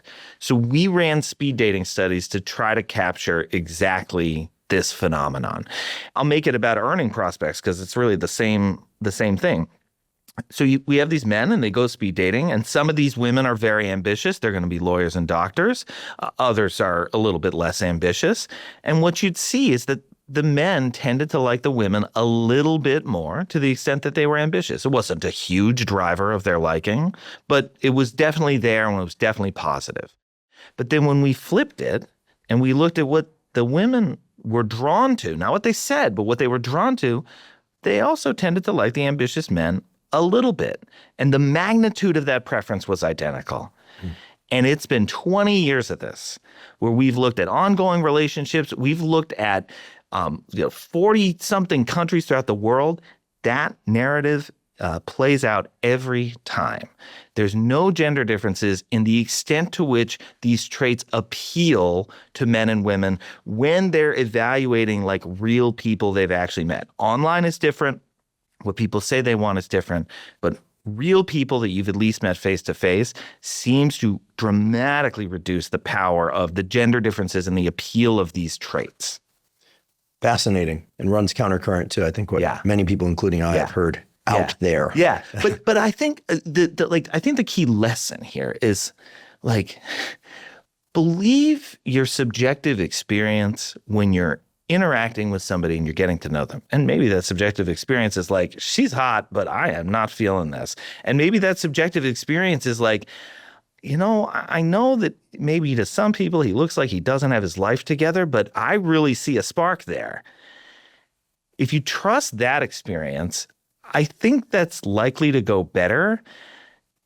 And we don't have an experience to go on like that when it's online. When it's online, it's very easy to put people in boxes, put people in groups, and then make the groups fight each other. And I, too, am very distressed about all the heteropessimism. Heteropessimism. Yeah, right. It's not my term, but it's one of my favorite terms. Do you know who coined it? I know the year is like 2019, but I forget the author. Yeah, look it up. Great term. Heteropessimism. Right. It's like men and women can't get along. How could they get along? They've got different interests and different priorities. Look, in the close relationships realm, it's not true. And that's the realm I know. Men and women, they want the same things out of their relationships. Yes, there are gender differences in like the thresholds for sex, and especially early on, that can be really messy. But overall, I see a lot of similarity and a lot of potential for the bonds that men and women form to do great things for people. And women and men and any gendered combination that you want to come up with. I think we're pair bonding creatures. We get a lot of joy and a lot of fulfillment out of that. And I want to see men and women find a way to make it work again. Springboarding off of the heteropessimism term, which is great because it encapsulates so much, even though what it encapsulates is definitely not great. The term I'm about to use is going to sound like it means something it doesn't. But is there any research on homopessimism, which is not the same as homophobia? Homopessimism, meaning I'm not aware, because I happen to be heterosexual, but I have homosexual friends, men and women. I'm not hearing them talk a lot about how dating culture is much worse now. I hear this too, But then again, sample size isn't that great here. Right. So I don't know, because a lot of the same things apply in terms of like apps. Sure, cultures vary. Yeah. But there are some constants in this picture. So in any research, yours or others, research about homosexual dating and couples, is there pessimism? Guys saying, well, guys these days, and women saying, lesbian women, let's just, for lack of a better term, saying women these days. I don't think that's out there nearly to the same extent. I think some of the like interesting components that you see out there is, look, the apps, I think did a lot of good in the world for people who just felt like their social networks had no options in them, but especially for people who might have been living in places that were genuinely unsafe for gays and lesbians and might have helped them to find romantic partners. So like, I always want to be the first one to give the apps credit for that, for providing those kinds of opportunities. Classically speaking, what you tend to see is that, I've talked a little bit about the time frame as people form relationships in the first place, and that sometimes we get locked into this idea that it's like, oh, it's going to happen in an instant and now you're together. But the reality is it's often an elongated process. That process has tended historically to be even longer for folks who are gays and lesbians forming same-gender relationships. And I think part of that is something that you might even call like a bigotry tax. Because if you lived in a place where it was like vaguely dangerous to admit your same-sex attractions. You got to be really careful before you start disclosing how you feel about somebody, because rejection doesn't just mean rejection. Rejection is maybe actually carries other threats and stigma and all of these other things with it. Loss of jobs. Exactly. We've seen examples that like it's sort of, again, it plays on stereotypes, but I'm going to assume some of it is true. Like in Mad Men, right? Yeah. There's a disclosure and then it doesn't go well. Right. Yeah, it doesn't go well. I love the movie Call Me by Your Name. I don't think I've seen it. Yeah, it's about 10 years old. It's Luca Guadagnino, and he's a fabulous director. But it's about two men who get together over the course of a summer, young men who find it's one of Timothée Chalamet's earlier movies. And one of the things they come to regret is that, like, well, we didn't disclose our feelings sooner. But the movie was taking place in the 1980s. So you had to be really careful with whether you were going to be upfront about how you were feeling about somebody. It wasn't in a place where you can't be fully confident that you have a sense of safety. It could be really dangerous. So that's an important difference that we see. And I think the apps were really good at helping people to come together in that sense. I have a question about financial stability and level. Yeah. You mentioned there aren't real big gender differences there. Earlier we were saying scientists are always doing the opposite of improv. Instead of yes and, they always say, but, what, but what about? It's in our training. Yeah. Income level on its own or amount of money that somebody has, in my mind, is somewhat informative. What's more informative is having the additional data point of where they started out. Oh, interesting. Because people with money who didn't have to work very hard to get it, it's a different picture. Now, some people might say, like, who cares? And I will make the argument that some people, it's a cool idea. Some people who had to make work very hard to make their money, oftentimes are still in the working hard mode. Yeah. The twist in the high level of income thing like that. The additional question that's useful is how much free time do you have? Because a lot of the people I know who have a lot of money, they don't have a lot of free time. So if people pair up with them thinking that they're going to feel very financially secure and have a lot of stuff, that might be true. Yep. But how often they're going to see their partner or the co-parent of their kids is an important question. And this extends both ways.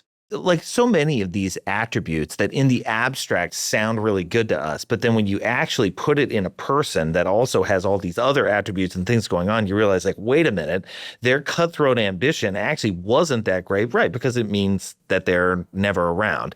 I think for this reason, it can be very challenging, especially if you're looking at long-term relationships, to take things like a person's income level and use that to forecast, like, for example, how their partner is going to feel about them. I mean, we've done some of this work, indeed some of the work looking at gender differences. And like the reality is, like, a person's objective income, it has very, very small effects on how their partners feel about them. The bigger effects are things like, if we scaffold up and look at like socioeconomic status. So do you have the resources to get by as a couple? That can be very challenging for people. I've seen numerous examples of couples where the man loses his work. And if he's not able to get stable work again reasonably soon, in most of this isn't a peer-reviewed study. Most of the examples I can think of, the couple eventually dissolved. And it wasn't necessarily for a lack of enough resources. Families were able to help, et cetera. And of course, we could talk about depression. We could talk about some other thing that might have happened or many things that happened. But is there a sex difference there? The part that I find the most intuitive about these examples is that when a man loses his job like that, and I love that there are other resources around, so we know that that's not the exact problem. My guess is that the challenges are coming more from his like genuine, troubling, like loss of identity, loss of self. What am I going to do with myself? And less, maybe not zero, but less about his partner thinking, oh, now he's no longer a provider. And that's just generally my bias from what I see in the science, which is when tragedies befall us, they affect our perceptions especially strongly. So this guy is going to feel this pretty hard that he's lost his job. Stepping back and looking at the broader picture of the data, it used to be true that marriages were more fragile when the woman earned more than the man in the marriage.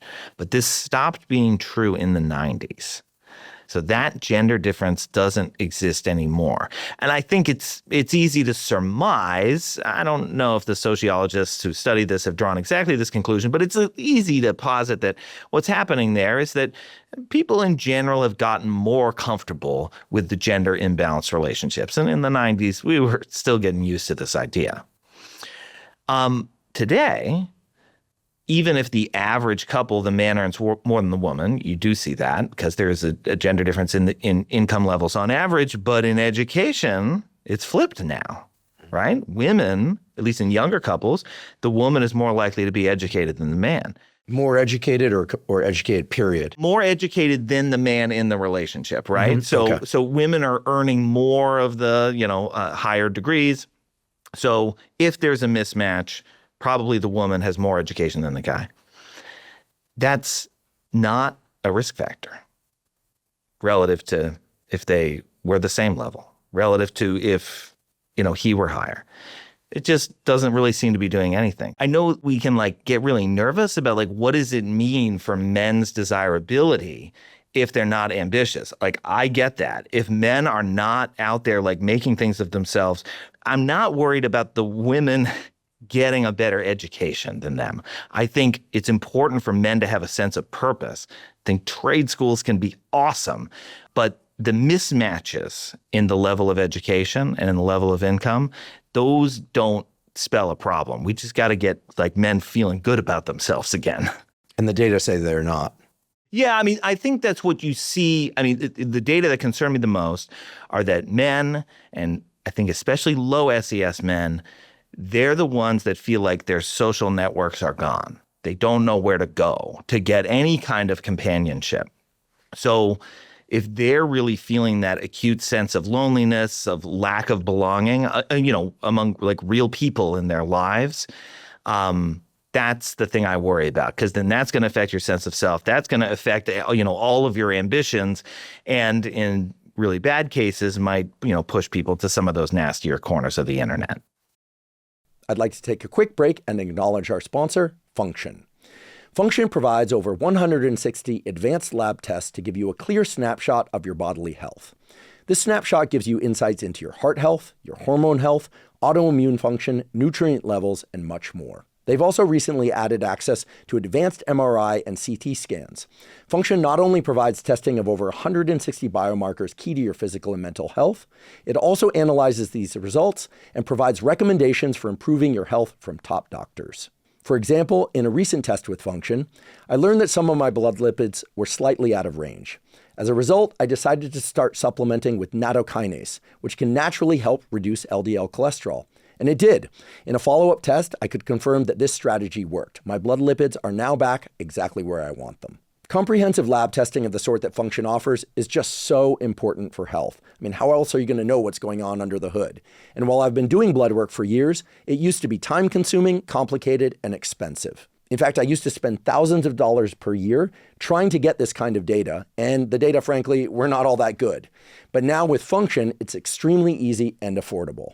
A Function membership is only $1 a day, $365 a year. And if you think about the information it provides and the health challenges it helps you avoid and the proactive things that it can do for you to enhance your health, I truly look at it as a savings.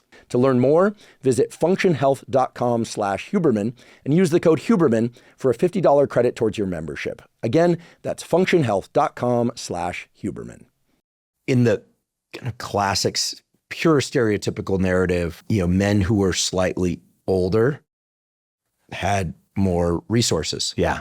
This isn't always true. Yeah. But there's this, what apparently, based on your work, is a myth that women desire older men, men desire younger women. Yeah. Your work points to the possibility that there is no gender differences in attraction to younger partners. Yeah, and look, let me say that this is, I think, one of the more tentative. And it's a big sample size, 4,500. I'm like, It's a wait. lot. So, and I'll weave a quick anecdote. Yeah. There's this guy at the gym that I sometimes go to. He's probably in his like 70s or something. And he's in like great shape.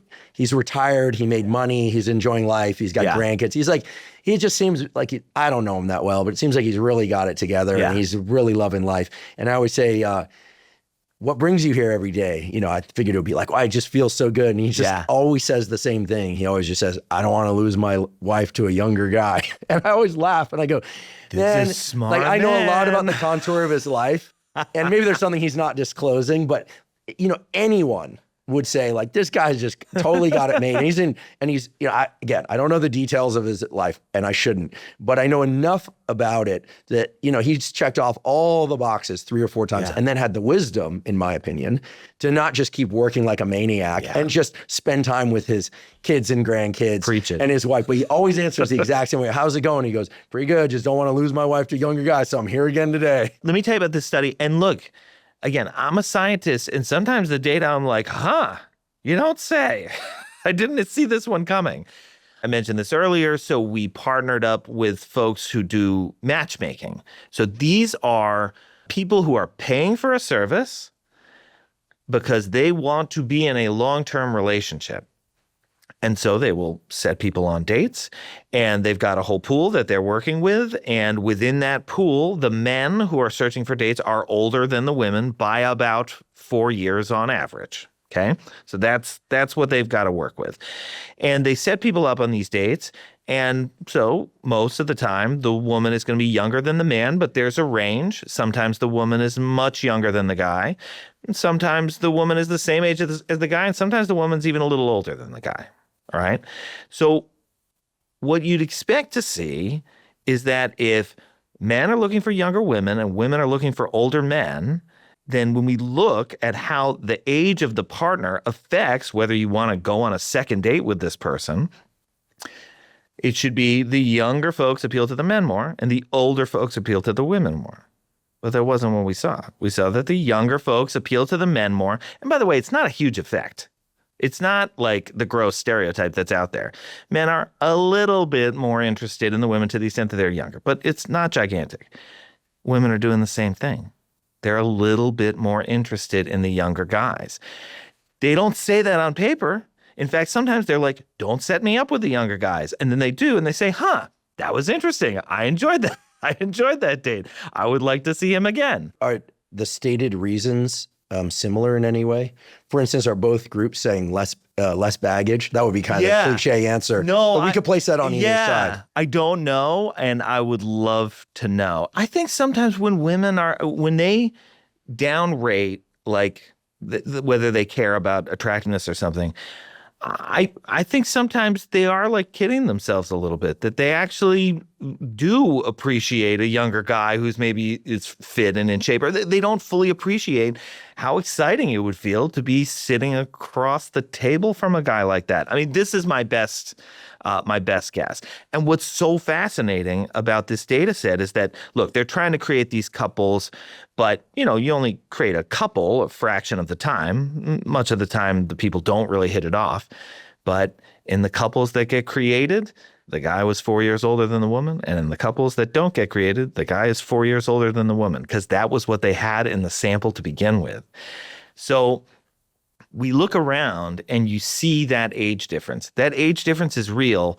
And I am sure it means something important. And data like this just make me think something else is going on here. Whatever is creating this age difference, it's not, age difference in how people sort. It's not happening on date one. It's not happening at the initial attraction phase. Maybe it's happening earlier. Who puts themselves in the pool? Maybe it's happening later. I don't know. She's going to date this younger guy like once or twice, but then she's going to be done with him and she'll, settle down with somebody who's a little older. You said she's done with him. Yeah, right. Yeah, exactly. Right, but it could go the other way too. Well, what I've heard before, because I'm 50, I have some female friends who are dating, and they'll say that they do date younger guys, but then the deal breaker is if the guy says he wants kids. Kids, that's tough. And then the agreement is to move on based on that. Often. This is a reasonably common thing. Yeah. I actually hear about this more and more these days. Yeah. And I think one thing that online dating affords is if you've got something like that that's exceptionally important to you, there are opportunities to filter on it. We haven't talked about this too much yet, but you can get into a whole line of research and studies on, if people are filtering for things in the abstract, does that match what's ultimately going to appeal to them when they meet face to face? We find that generally speaking, these things tend to be pretty uncorrelated. So what people think they want doesn't match up with what they actually end up liking once they meet somebody face to face. But you can argue that sometimes that's not a good thing. If somebody really wants kids, shouldn't it be within their power to craft a pool of partners who also want kids to give them that opportunity? Like, that seems like a reasonable humanistic thing to do. And so to the extent that the apps are able to do that, or these services are able to do that, I think that's ultimately a good thing. I think they click like want kids or not? Yeah, I think often. I think you can. In some apps that might be like a special feature you have to pay for. Things these things get complicated. Who knows if the news is accurate because it's not real data. It's sort of whatever the news decides to shine a light on. This idea that more young people are going to church, which is a values plural indicator. Like, people can. Most churches are open to whoever shows up, but the assumption is that people are there for certain reasons, that they're either trying to build on or have certain values that are sort of family, children, values, morals, adjacent, if not central, right? Yeah, I think people know what I'm saying. I mean, sure, bad people can show up at church, but the idea is that somebody's taking the time to get dressed up on a Sunday morning and go and listen to someone else speak. And a lot of people are meeting that way now. Yeah. Are there any data that's a response to the kind of like Wild West of online dating and, social media and just the general culture of like everybody? It's kind of the culture of everybody. I mean, even in high school, there were subgroups. Some people moved between subgroups. I see what you mean. But it's, the vastness of the internet and social media, even if you state your preferences about what you do and don't want to see on social media, is like, it's a flood. I mean, I see people and things on there from way back when that like, they're not bad people. I have no interest in what they're doing now. And then occasionally I see people, I'm like, oh, no way. And reconnect. So, but it's a fire hose. Yeah. And you need some way to reduce it to something manageable.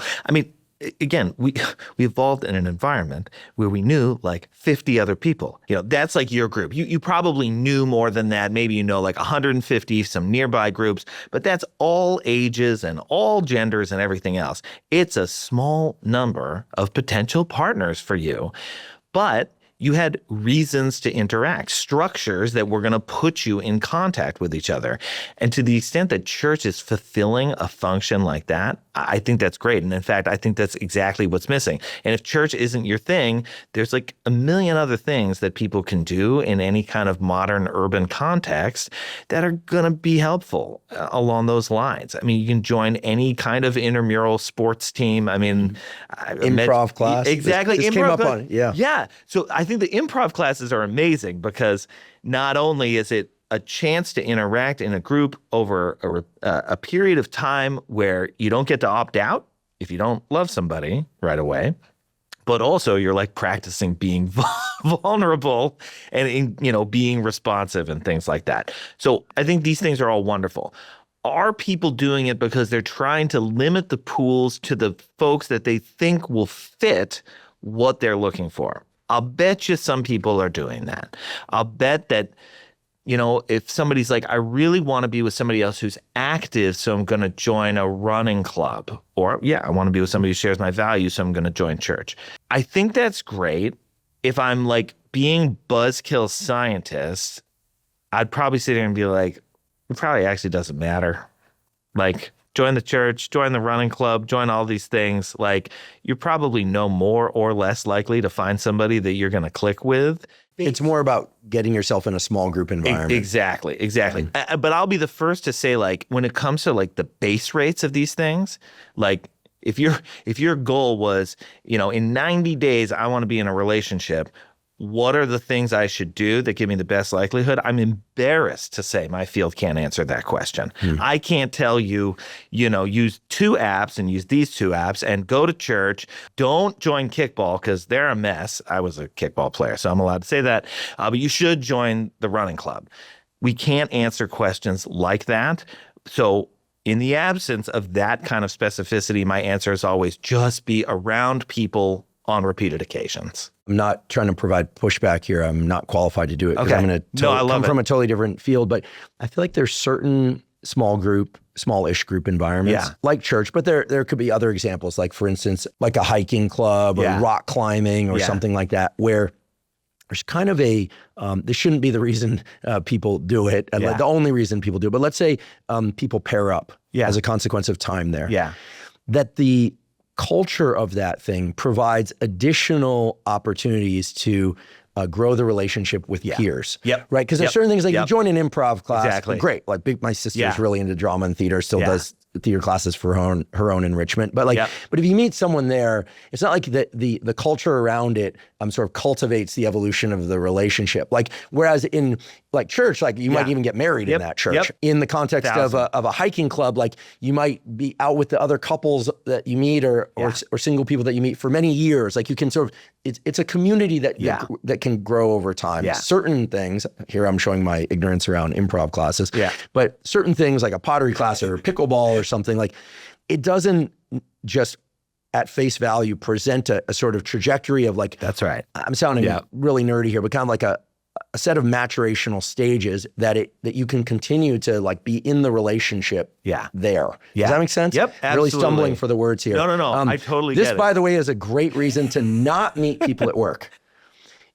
Not meet people at work. I'm not trying to like throw a cold blanket on people that decide to meet people at work, but oftentimes it's the challenge. Oftentimes the relationship doesn't necessarily flourish in the context of the work environment. It's not like the work environment makes the relationship grow. I've seen more things split over time if both people work there. Oftentimes they have to move to separate buildings. Right. Just for a variety of reasons. But it's not like the culture encourages it. Whereas there's certain things that are a bit more, since you were talking for a moment there like an evolutionary biologist, like we evolved in small villages and small groups where you had peers and elders that provide this positive reinforcement on relationship. It's kind of an interesting thing, like no matter how evolved we are or progressive we are, I don't know many women that ask men to marry them in 2026. I'm sure they're out there, but it's still the tacit assumption that men are going to do the asking. Just saying. Okay, so how progressive are we really, right? It's also true that when people get married, most of the time, they stand up in front of other people and state their vows. This is not like, under the bed sheets, I promise. This is like a public disclosure. These days it ends up on Instagram. There's clearly a feedback that comes from being part of a larger structure that reinforces relationships over time. And it can be a big You promised. You didn't just promise to me, you promised to the whole world. Right? And that can be an important source of support too, because then it's that at least the subjective sense, like these people have our backs, right? If we run into hard times, there's a community that's going to be there and support us. And then I think you're right on the initial attraction side, having a sense that we're part of this larger collective, that there's something about that feels good and provides structure that can help keep moving things forward. And you're right that the workplace context is particularly tricky because many workplaces don't want to encourage that kind of thing. And it's going to often happen anyway. And probably the smartest workplaces are the ones that allow for the possibility that peers are going to get together and have structures in place that will be able to keep the personal life appropriately personal and then, deal with the fallout if the fallout happens. One place I trained might have been UC Davis. All the junior faculty, of which there were many of them when I first joined, there were a large fraction of couples in the department or who had spouses in other departments. I think more than 80% of those couples ended up divorced. Now, Now, we can't, there are a lot of variables there. Fortunately, most of them are on good terms. I can't say they ended up with other people in the department. That didn't happen. But, I watched and was like, whoa, like this is interesting. This didn't, I want to say didn't end well because I think they're all happy now, but there does seem to be some additional stress of that. So, I mean, this gets to a question you've actually studied, which is this notion of similarity. So maybe we should talk more about that because it's a more data-driven question, which is perceived similarity matters more than actual similarity. Yeah. What is perceived similarity? So perceived similarity is this general sense like, we have a lot in common. There are a million things that we could talk about. We share the same values and attitudes and preferences about things in general. But notice the way I'm describing it, I'm not tethering it to any particular attitude or value or preference or anything else. Because it's so free-floating, I, as the perceiver, get to attach it to whatever I want.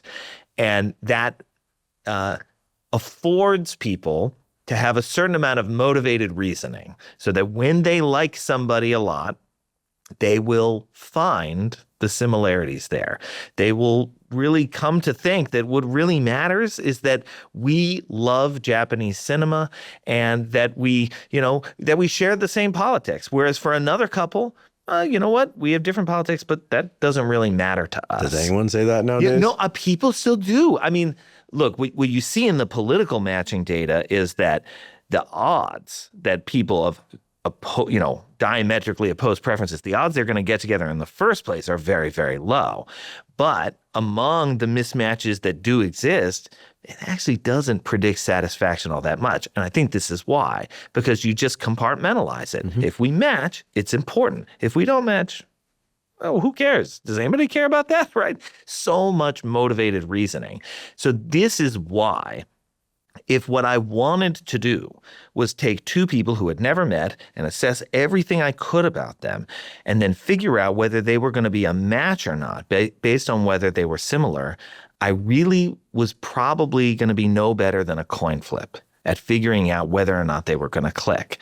That's actual similarity. I take things that are true about you without the ability for you to engage in motivated reasoning, and I say, okay, you're an 83% match on all the things I could assess. You two should like each other. When we've done studies like that, you basically get a coin flip every time. Well, this is why the apps seem totally useless. Because if you were just pair up, well, you want this and you want this, and I want that too, and I want that too, you're telling me that it's as good as chance. It's as good as chance. And look, if there's evidence for similarity on anything, it could be in the realm of like demographics, socioeconomic status kinds of things. I've seen like unpublished data, but promising. But even then, those effects are so small. So we're going from a 50-50 coin flip to like 53-47. These are small effects across the board. Because we get all of this motivational latitude. When we really like somebody, we find the things we have in common, we focus on those, we convince ourselves those are the most important things in the world. And the thing is, who am I to criticize them? Because the people in the happiest relationships, that's what they're doing. They're exhibiting those kinds of biases. And it's like stupid human tricks, but it like kind of works. You want to hear something really scary? Yeah. You probably know this already, but I was shocked. Let's just say someone I know who would know told me that the biggest dating app in the world by an enormous margin is... It's not Tinder? Instagram. Oh. And this was actually very much in parallel to the algorithm favoring communication by direct message. People will say like, social media isn't social anymore. It's not about like seeing what people are doing. The real dynamics, the real time spent, and you'll notice how you get rewarded and what gets served up in the algorithm. Rewarded meaning like what posts do better than others. If there's a strong correlate to communication about that through direct message, it's a dating app that's kind of cloaked for many people as a social media app. But of course I use it to teach neuroscience, right? And other things. And this will be on Instagram. So, I mean, I'm a big fan of Instagram and other social media platforms for teaching and learning. And I say that sincerely, but the majority of the time spent now is not scrolling. It's getting to communications that move to real world and then feedback to social media. So I found that interesting. So I'm imagining a question, because you study questions people ask them on dates. And we used to be able to say, if you were on a deserted island, who would you want to be there with? Like, who's the one person that you could stand being with, or perhaps even really enjoy being with, assuming you have all the resources? Now, I think the question should be, who's the one person that would get you to not engage with anyone else in the world? In other words, set down what you called, and I've never heard this before, the derivation of alternatives. This is an interesting term. So in some ways, committed partnership is about setting aside the idea that there might be somebody better for us. And I would argue, again, I have strong positive feelings towards Instagram. I really do. I think it's a fun and great platform when used in, moderation. But it's the opposite of the deserted island. And a former guest on this podcast who happens to be a divorce lawyer, James Sexton, has talked about the fact that many, many, many of the divorces that he litigates, that he's involved in, that he helps resolve, win for his clients, started with a innocuous communication on it. Starts with a like, starts with a conversation, ends up in the corner of a grievance or a commonality that's sensed, and then the derivation of alternatives emerges, and eventually the relationship dissolves. When we think about how people handle alternative partners, if you're in a purportedly monogamous relationship, this is a challenge that relationships are going to face. And I sort of see these like twin streams happening at the same time. So what you see in general is that for people who are in relationships, and especially if they are happy in that relationship, any alternative partner that you can throw at them, they will tend to think that that alternative partner is pretty weak sauce.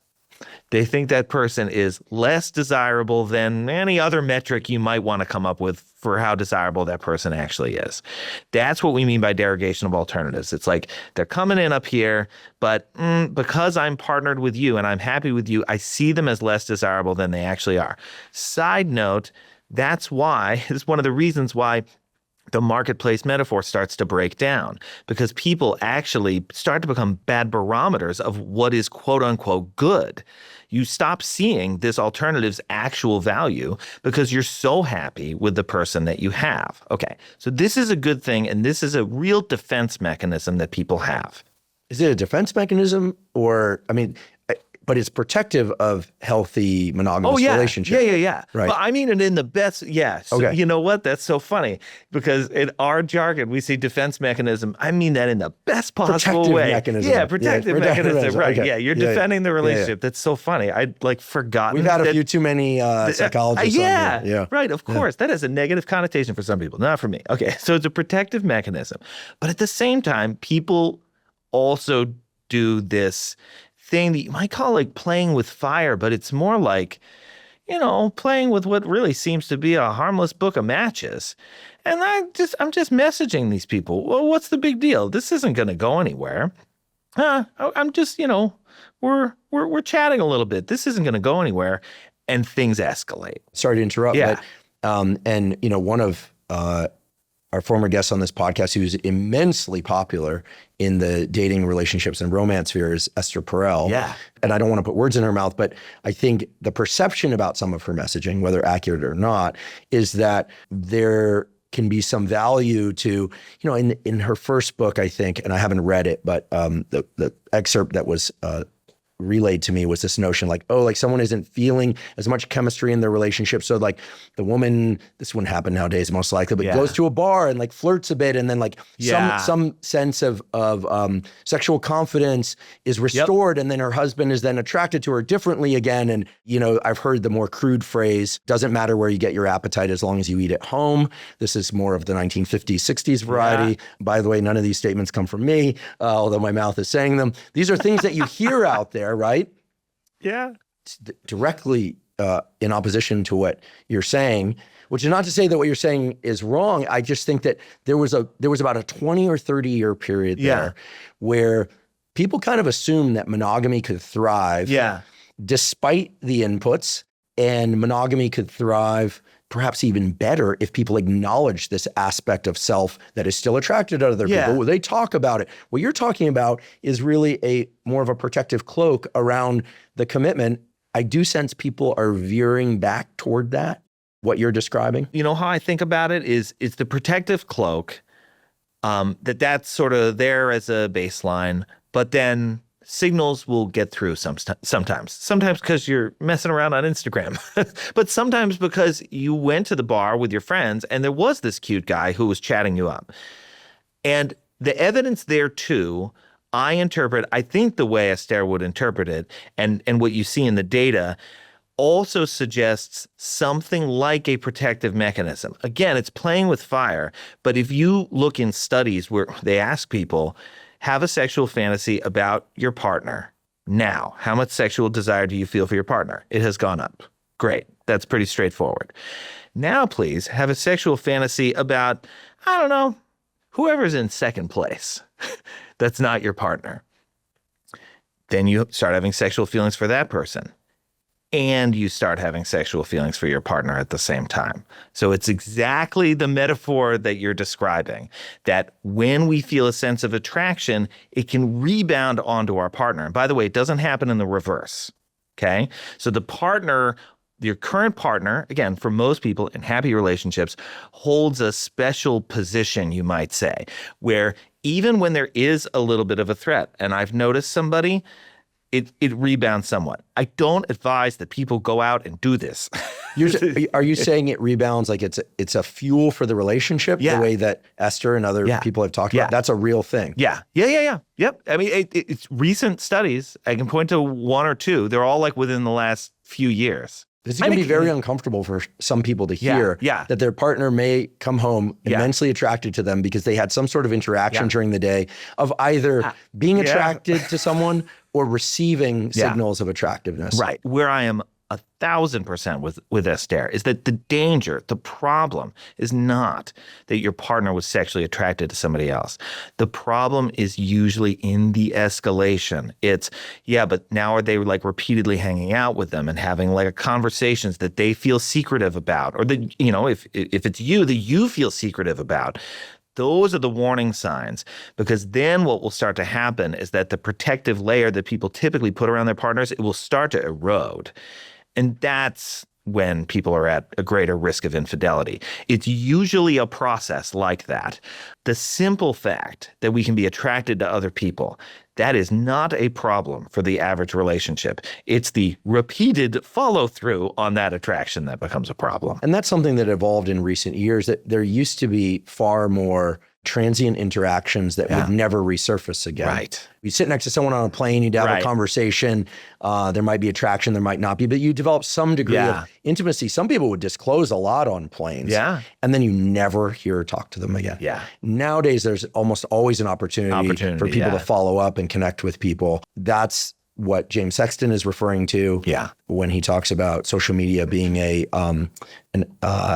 borrowing other person's language here, an attack vector, on a relationship. And maybe that is a good reason for people who are in committed relationships to just get off of social media, period. But it's also a context where people spend, quote unquote, spend time with people for other reasons. It's tricky. If I don't recommend using that sort of process to bolster your relationship. I guess if you're going to do it, try to do it by watching somebody, figure out if you're a man who's with a woman, just ask her, like, what actor does she have the hots for? And like, be kind enough to watch a movie featuring him. Like, maybe that's a way to make this work for you. What about in the reverse? Or the reverse. Yeah, sure. Some of the, what appear to be the strongest and happiest couples that I know very little about their dynamics, period. Which is kind of an interesting thing in its own right. But some of the people that are in that set seem to have a pretty relaxed rapport around, so-and-so, referring to their spouse, really likes that actor or actress. It's just kind of a thing that they understand, but it's over there, right? It's at a distance. It feels safe, it's not like a looming threat. It's very different if it's about somebody that you both like know and spend time with.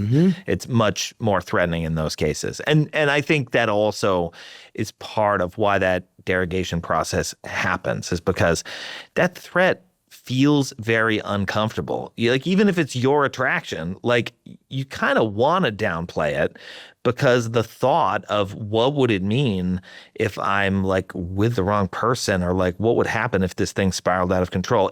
It's upsetting for most people. I mean, we take all this time to build a relationship up to be this thing that we really value, that's a central part of our lives. The thought that like it could disappear at a moment's notice because of a mistake that we would make, it can be threatening to most people, even if we're imagining ourselves engaging in the actions that would bring things to an end. I heard a really scary story that may or may not be informative. I think it is, and maybe you can help me understand it. Anytime someone starts a story with, I have a friend, it gets a little weird. But based on an observation I had a long time ago, where I was going to a gym, and I had a truly just platonic friendship with this woman. She would go to the gym too. Back then, not a lot of women worked out in gyms, if I'm honest. It was like not a lot of women lifted weights. It was like something that was kind of reserved for guys or for female bodybuilders. But she wasn't a bodybuilder, but she liked lifting weights. Yeah, and super fit. She's a super accomplished athlete now. She one day when we were leaving, she was like really upset.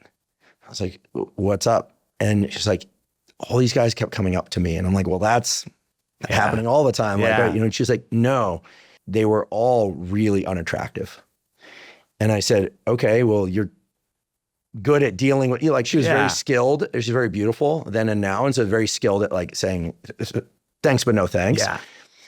And then she said something that was absolutely like shocking to me, that I've shared with other female friends and some men, and they always go, "No way." And she said, "I feel like I have to go like flirt with a really attractive guy now."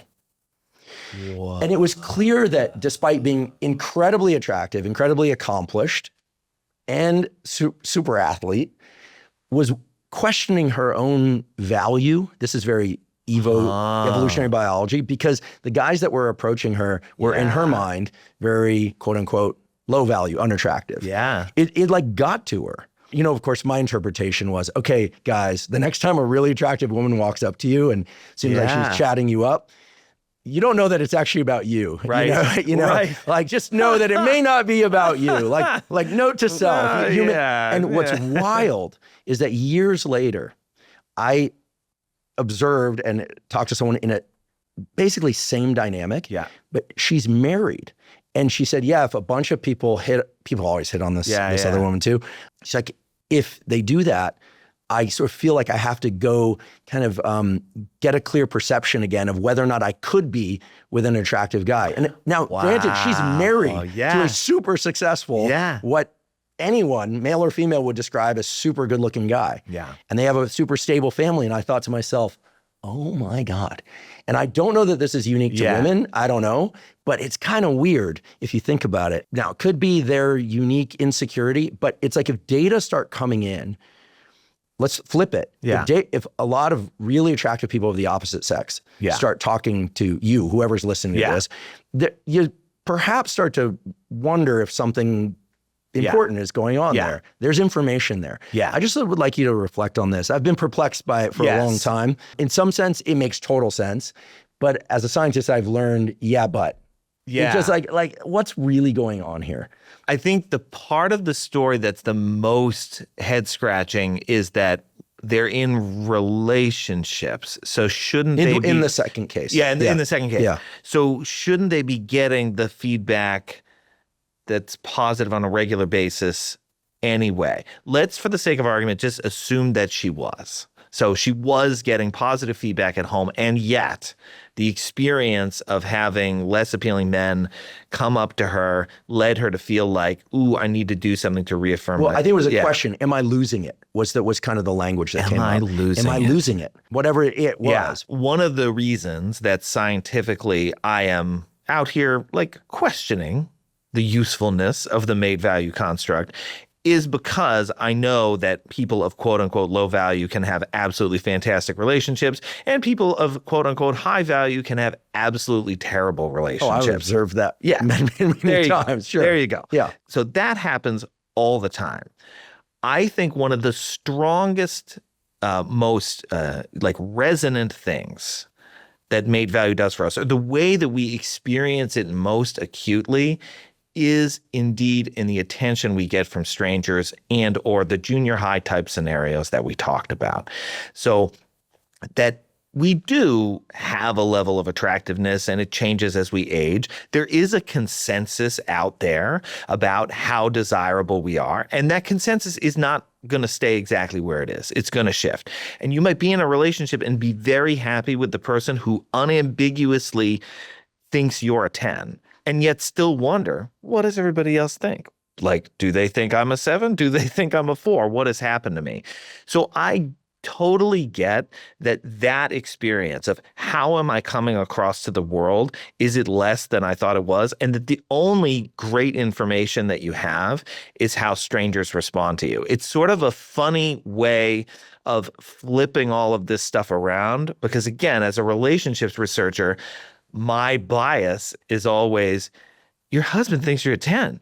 You think he's a 10. You won the lottery. Like, that's it. You did it. But I acknowledge, there can be cases where we still wonder about what strangers think of us, and it might matter to our sense of self-worth and sense of who we are. So I'm not going to judge it, but it is a fascinating flip of the way I typically think about these things. It makes me wonder whether our notions of self, and this goes back to what we were talking about before, the Esther Perel thing and the attractiveness that sort of boomerangs back into the relationship. Something that's going to be uncomfortable for a lot of people to hear, but at some level, all of it makes me wonder whether there's a healthy compartmentalization that we could adopt as a society, which is not to say like anyone can be attracted to anyone and therefore commitment isn't real.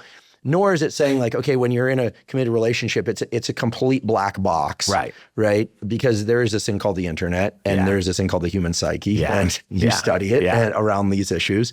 But maybe it's, if people understood that those are two different things. Sometimes we refer to it like as the shiny object, but that's an aspect of self, or it's an aspect of wanting that's not real. It's real. But that maybe there's a way to compartmentalize it so that it has the potential to be toxic to a relationship. But acknowledging that it's real, that it's part of our wiring, might diffuse some of its power. Like I said, some of these couples that are like, oh yeah, like what's the phrase couples have where they're like, oh, it's like a hall pass. Oh yeah. Which is never going to happen, right? She's like, so-and-so, my wife gets a hall, I get a hall pass with, because basically it's never going to happen, right? So it's not really a hall pass. It's a hall pass that exists in this alternate universe where the other person could actually sleep with someone. Be careful with the hall pass notion, because I don't know where that could lead. I'm not suggesting they need to be like really not famous, a protocol really I suggest. Not a protocol I suggest. But it's kind of interesting because the parallel that comes to mind is, if you're in Los Angeles long enough, you get to know some people who are actors. And from time to time, you'll run into somebody, male or female, who was a spectacular actor, had an amazing run on a comedy series or movies, and they're no longer working. And it is a bimodal distribution. People who are happy and content and focusing on their life and can always say, wondered that about was this. the younger, more attractive, working, funny, sexy, whatever. And this is men and women versus the like tortured, I'm not getting work. The work is not as good as it used to be. I mean, it's like, and I've seen this with people who had fame young for other reasons in sports and things like that, and they are crushed. And so what you want to say is like, just realize that you have this awesome aspect of self that doesn't live in you right now anymore, but it's still you. Like you got that. I think there's a similarity here. Like if people would just be like, I've got everything I need, And I'm good because, yeah, that other stuff exists and I feel good about it. Not like I'm going to pretend it doesn't exist. Seems like that could be a very functional way to move through life for people who have this insecurity. I totally agree. And in fact, I'll even go a step further, which is to say, I don't always succeed, but I try to think this way about relationships that have come and gone too, because I think there's a real tendency, I mean, I was going to say in our culture, but it might be a lot of cultures, to see like past relationships that have ended, and I'll even put divorces in this category, to look back and say, I failed. And I think people reinforce this even unintentionally. You know, you go through a breakup, a dating breakup, and people say, I'm so sorry, I know what that's like. Come over and have some ice cream. You go through a divorce and people say, well, what happened? Because they're trying to make sure that it doesn't happen to them, because they're interpreting it as a failure. And boy, I think if we give each other a little bit of grace and see it all as, yeah, that was a thing that happened. It was real. It mattered in that moment. Things happened along the way. It didn't work out. I changed, you changed. Like being able to accept that like all of those things are real and have or had value. You know, I'd love to try to encourage people to do that. I know like there's so many people out there right now who are like, yeah, but my ex is a dick. And I'm with you. I totally get that. And to the extent that there's any ability to hold these two thoughts in mind simultaneously, I think it's good. My girlfriend and I have a rule. We don't have many rules. Yeah. One of the rules is we don't talk negatively about anyone else that we've ever been with. Yeah. This is good. We're very comfortable with the fact that we've had previous relationships because early on we realized that like in the end, like that's all about our choices. Yeah. So it's kind of a crazy argument. Right. And what does it say about like, you? And she said something beautiful. She said like, I'm grateful to all the good and bad things that you've had to experience, regardless of, you know, and I said the same to her because the relationship is great and we bring that. And I do think it was built on the trials and tribulations and great things, you know. Yeah. Now, I'm careful to not ask too many questions. Yeah. And she's careful to not ask too many questions. We actually have selective ignorance around certain, we just like, I don't care. Like I genuinely don't go down certain lines of inquiry and she doesn't either. And I think it's great. Yeah. I think it's great. I think it sets totally up like we're here now. This is time moving from now forward, and where it goes, we determine that. But histories are real, and I have always admired. I have a few friends that paired up very early, and they went through all these developmental milestones together. First jobs, some even graduate college as couples, kids, you know, all this stuff. And there's something really beautiful about people that you have a long developmental trajectory to big milestones that they reach together. Nowadays, people are pairing up later. They're getting divorced and remarrying. It's harder to build a common narrative. Right. Is there any data about common narrative, good or bad? Like we went through a lot, can be building as well. Is time together a factor? Like when you control for everything else, is duration of relationship an indicator of sort of quality and satisfaction of relationship? So if we're looking strictly at relationship duration, honestly, on average, it tends to be a bad sign. In other words, wait a second, staying together is bad? It just means that like that over time, people were the happiest early on in their relationship than they are today. Right. Really? It's actually kind of a bummer. Can you just break up and get back together a bunch? Right. Yeah, okay. We don't study that. We should. Okay. That might have some I'm promise. not volunteering. Yeah. But let me say this. The narrative, right? The idea that we experienced a lot, that we grew, that we faced all these obstacles, that is huge. So so literal time is not the best metric to capture, I think, the essence of what you're getting at. It's a sense that like we were in this together and that we had a shared story. This is also why breakups are so hard, because not only are you often losing a source of support, perhaps for men, it might be more likely to be their only source of support.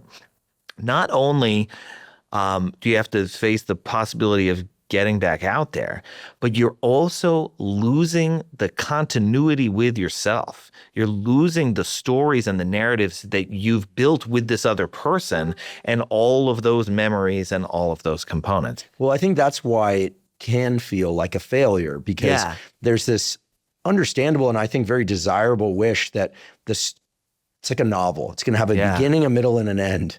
And the end is death. Like, we're going to, till death do us part. Yeah. That is written into the script, right? And so I think if it ends early, I think a lot of people don't know how to integrate it into their life story. Yeah. The evolutionary biology part, which seems very real to me, is that all we have is time and energy. Yeah. And when we invest, time is running. There's no do-over. Right. You know, there's no do-over. So I think that people carry a lot of resent about the time lost. Yeah. And the energy and the investments that you put into it. And I think it's useful to think about those investments as being about like self and story, and that to the extent that you can use it as an opportunity to, like, whether it's like reinvent or recreate, or, you know, you preserve some of the parts of yourself from the prior relationship, but maybe not all the prior parts of yourself. There are some things that you'd rather let go. To the extent that you can hold on to the good parts of the story, the parts that you want to remember, that you want to keep, it'd be so painful when you're going through the breakup in the first place that I think a lot of times people just want to like take all of it, put it in a box and get rid of it. Definitely throw away the photos at some point. Yeah. Yeah. Although now everything's, you know, in the cloud, it's very, very challenging. Hypothalamus versus forebrain. Does the good primitive stuff, meaning sexual attractiveness, outweigh the ability to think about how great someone is? Ideally, there's both. Yeah. But the good lover beats stated preferences model. Yeah. Is something that you've talked about before. Okay. In other words, is the real glue in a long-term relationship some form of physical intimacy that, or put differently, can we think and talk our way, perhaps to ourselves, forward through a relationship that doesn't have that physical intimacy? Usually you will see that things like sexual satisfaction or sexual desire for your partner are going to be pretty tightly related to how you feel about the relationship in general. It's an important component. I wouldn't say it's an essential component or even the central component for many people, but for other people it certainly can be. And I do believe in the Church of Esther Perel, which is that there are ways of recultivating sexual feelings about somebody, that actually our sexual feelings about somebody, it's not like a switch where it's just on or it's off and we know just when we look at them, that sometimes it's about the things we're talking about, the time we spend together or the time that we spend apart, and that can be rekindling in various ways. So I think the key thing for me is not to engage in fatalism about the sexual desire component, that when the passion fades in a relationship, that doesn't mean that it's gone forever. It might not be something that you feel like every day at 7 p.m. anymore. It might be the kind of thing that comes to the fore in certain circumstances or when you're not totally exhausted. I think that's okay. And a lot of relationships can absolutely thrive under those circumstances. And you can push it to extremes too, where it's like, my partner hasn't been sexually attracted to me in, years and years. Like, that's going to be tough. And part of the reason that's tough is because you don't have the sexual intimacy, but also part of the reason it's tough is because it's making me feel terrible about myself. So these things all like cascade in various negative ways, but I think they can also be helped in ways too that, that engage some of these more, the parts of our brains that at least we're more aware of and have some agency over. So is it true that sexual attractiveness, that rating the person's, a person rating their partner as a quote unquote good lover is among the strongest predictors of how positively they feel about their partner? Yeah, exactly. Okay, because I really appreciate your answer, but I want to make sure that if that's true, that comes through, because what I'm hearing is yes, those feelings can wax and wane. And yes, life circumstances and raising kids and job and stress. Yes, yes, and yes. I think everyone, including me, acknowledges that. But this idea that it's not important after a certain stage, or that a really healthy romantic relationship can exist without that. What I'm hearing is the data point in the other direction. No, that is absolutely correct. The subjective sense and that's exactly the wording that we use, the subjective sense that like this person that I am with, or this person that in that study, we have people who are in relationships, but we also have people who are reporting on like just folks that they're initially attracted to. But in both, it actually doesn't really matter. In both cases, feeling like this person is a good lover or likely to be a good lover in the case of the attraction scenarios is a very, very good sign for how positively you feel about the relationship in general and whether you want the relationship to continue. But again, it's that subjective sense. And that's kind of where I'm getting to this component of like, if I start to feel like you're not a great lover, like that's going to rebound so that then you don't feel desirable and it's going to sort of cascade in all of these negative ways. All seems to converge on it's an important feature of romantic relationships to cultivate, protect from, and you describe some, to me, surprising, I think for some reason it makes total sense, and yet it's surprising that this kind of energy from the outside can provide positive support to the relationship. But Esther said it, Esther, has said it, and others have said it. So very interesting. Final question. Sounds like a game show. Okay. Final question. $1 million question. Your course on this topic and related topics is incredibly popular for obvious reasons. It's a super interesting topic. I mean, at the end of the day, like our species evolved through these dynamics. Yeah. It wasn't all like, club the lion, gather food, make baby. There was a lot of dynamics. I always chuckle when people say, like, stress is a holdover from when we were being hunted by saber-toothed tigers. No, that's complete like nonsense. It was also there for when your spouse went hunting for the day or gathering and you didn't know if they were going to come back, or they came back after sundown when normally they're there at sundown. It's for when your baby was sick. Like this notion that like stress was only about predation. It's just so stupid. I'd like to have words with whoever came up with that. It's so dumb. It's not true. Yeah. What are the questions that students are asking most often nowadays? Because I realize that as a 50-year-old male, I suffer from a number of different delusions about relationships as it is for people in their 20s, 30s now, and maybe for everybody, because we're all in our own experience. But I think even though the college classroom is not a perfect sample by any stretch, presumably there are a lot of different people in there. Yeah. Men, women, right? Most are probably straight, some are gay, on average 2%. Like you're going to get a lot of questions. What are the big questions that people seem to want answered that you're just hearing over and over again that are both in the direction of like, this is a challenge, but also like what's going right out there? Is anything going right? I think most of the questions are about like there is often an assumption that like, but these days it's so screwed up.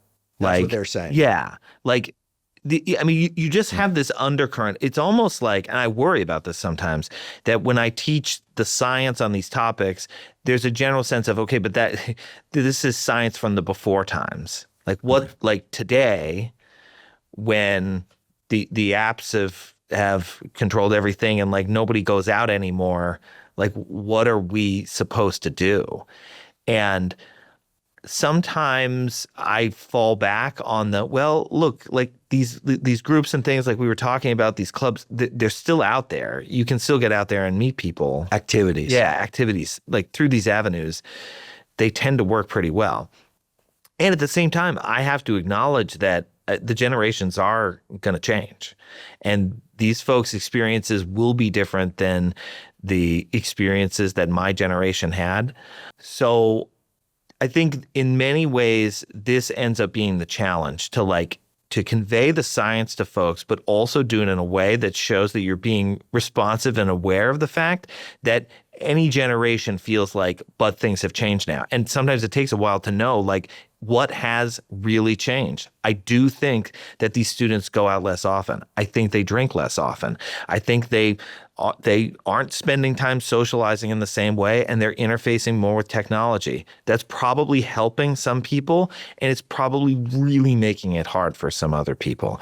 And so, I try to like live the example of, hey, like I spent time hanging out with people in groups and it was hard and I got rejected and, my high school girlfriend dumped me, but I ended up doing okay. And I hope that other people can like resonate with that message in my classes. Love it. And I'm also hearing perhaps don't just sign up for something, but be the person who organizes it. Yeah. I love this. I love this. You can throw a picnic or a party. And when I was a graduate student at Davis, I often didn't make it because I was in lab, but every Friday there was a pickup beach volleyball game.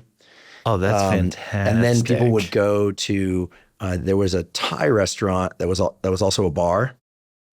That night sometimes ended the next morning. There was a tattoo shop right across the street that closed called American Graffiti. Oh, yeah. Okay. Yeah. Some people got tattoos. Yeah. And those okay. guys do not recommend, and definitely don't get tattooed drunk. Probably don't even get, do what you want. But but it was every Friday. Yeah. And there was only one rule, which is that you had to at least attempt to do the kind of like bump set approach to beach volleyball. Yeah. You couldn't just hit it across the net. And it didn't matter how bad you were, you had to do the three part. And then everyone would go really have hard. Thai food. Yeah. Some people would have drinks if they drank. Some people would have a lot of drinks. They definitely drank.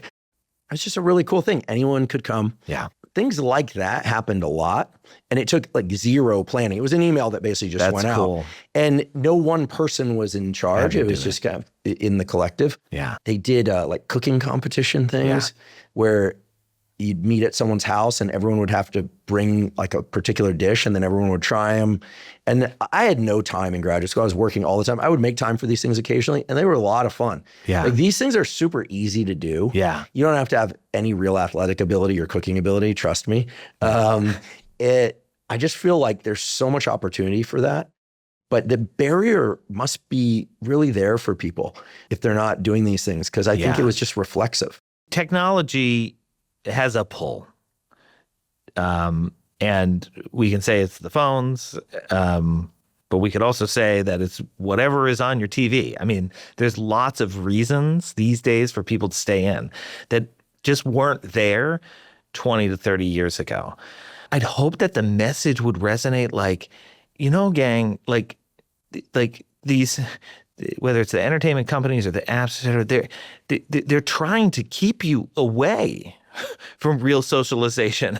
Young people, don't you like rebelling and stuff? Rebel against this, Exactly. Like form these groups, go out and meet people again in person.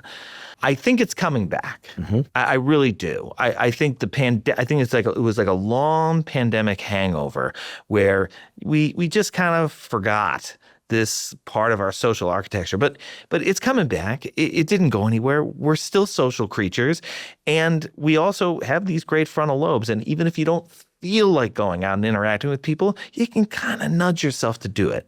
And I think that's pretty fantastic. Thank you so much for the work you do. It's very brave. It's very brave because it runs right up against some longstanding theories, of which I still think very highly of a good fraction of the evolutionary biology and psychology literature.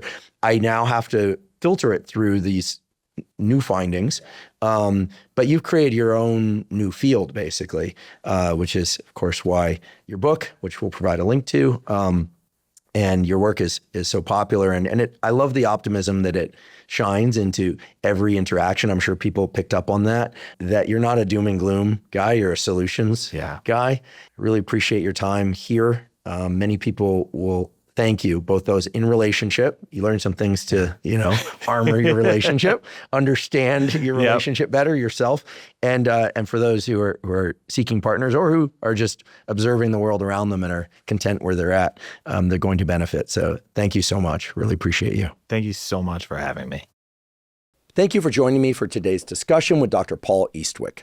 To learn more about his work and to find a link to his book, Bonded by Evolution, The New Science of Love and Connection, please see the links in the show note caption. If you're learning from and or enjoying this podcast, please subscribe to our YouTube channel. That's a terrific zero-cost way to support us. In addition, please follow the podcast by clicking the follow button on both Spotify and Apple. And on both Spotify and Apple, you can leave us up to a 5-star review. And you can now leave us comments at both Spotify and Apple. Please also check out the sponsors mentioned at the beginning and throughout today's episode. That's the best way to support this podcast. If you have questions for me or comments about the podcast, or guests or topics that you'd like me to consider for the Huberman Lab podcast, please put those in the comments section on YouTube. I do read all the comments. For those of you that haven't heard, I have a new book coming out. It's my very first book. It's entitled Protocols, an Operating Manual for the Human Body. This is a book that I've been working on for more than 5 years, and that's based on more than 30 years of research and experience.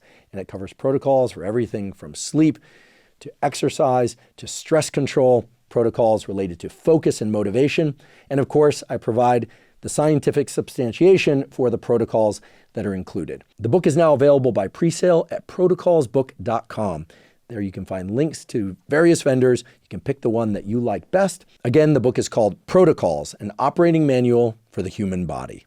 And if you're not already following me on social media, I am Huberman Lab on all social media platforms. So that's Instagram, X, Threads, Facebook, and LinkedIn.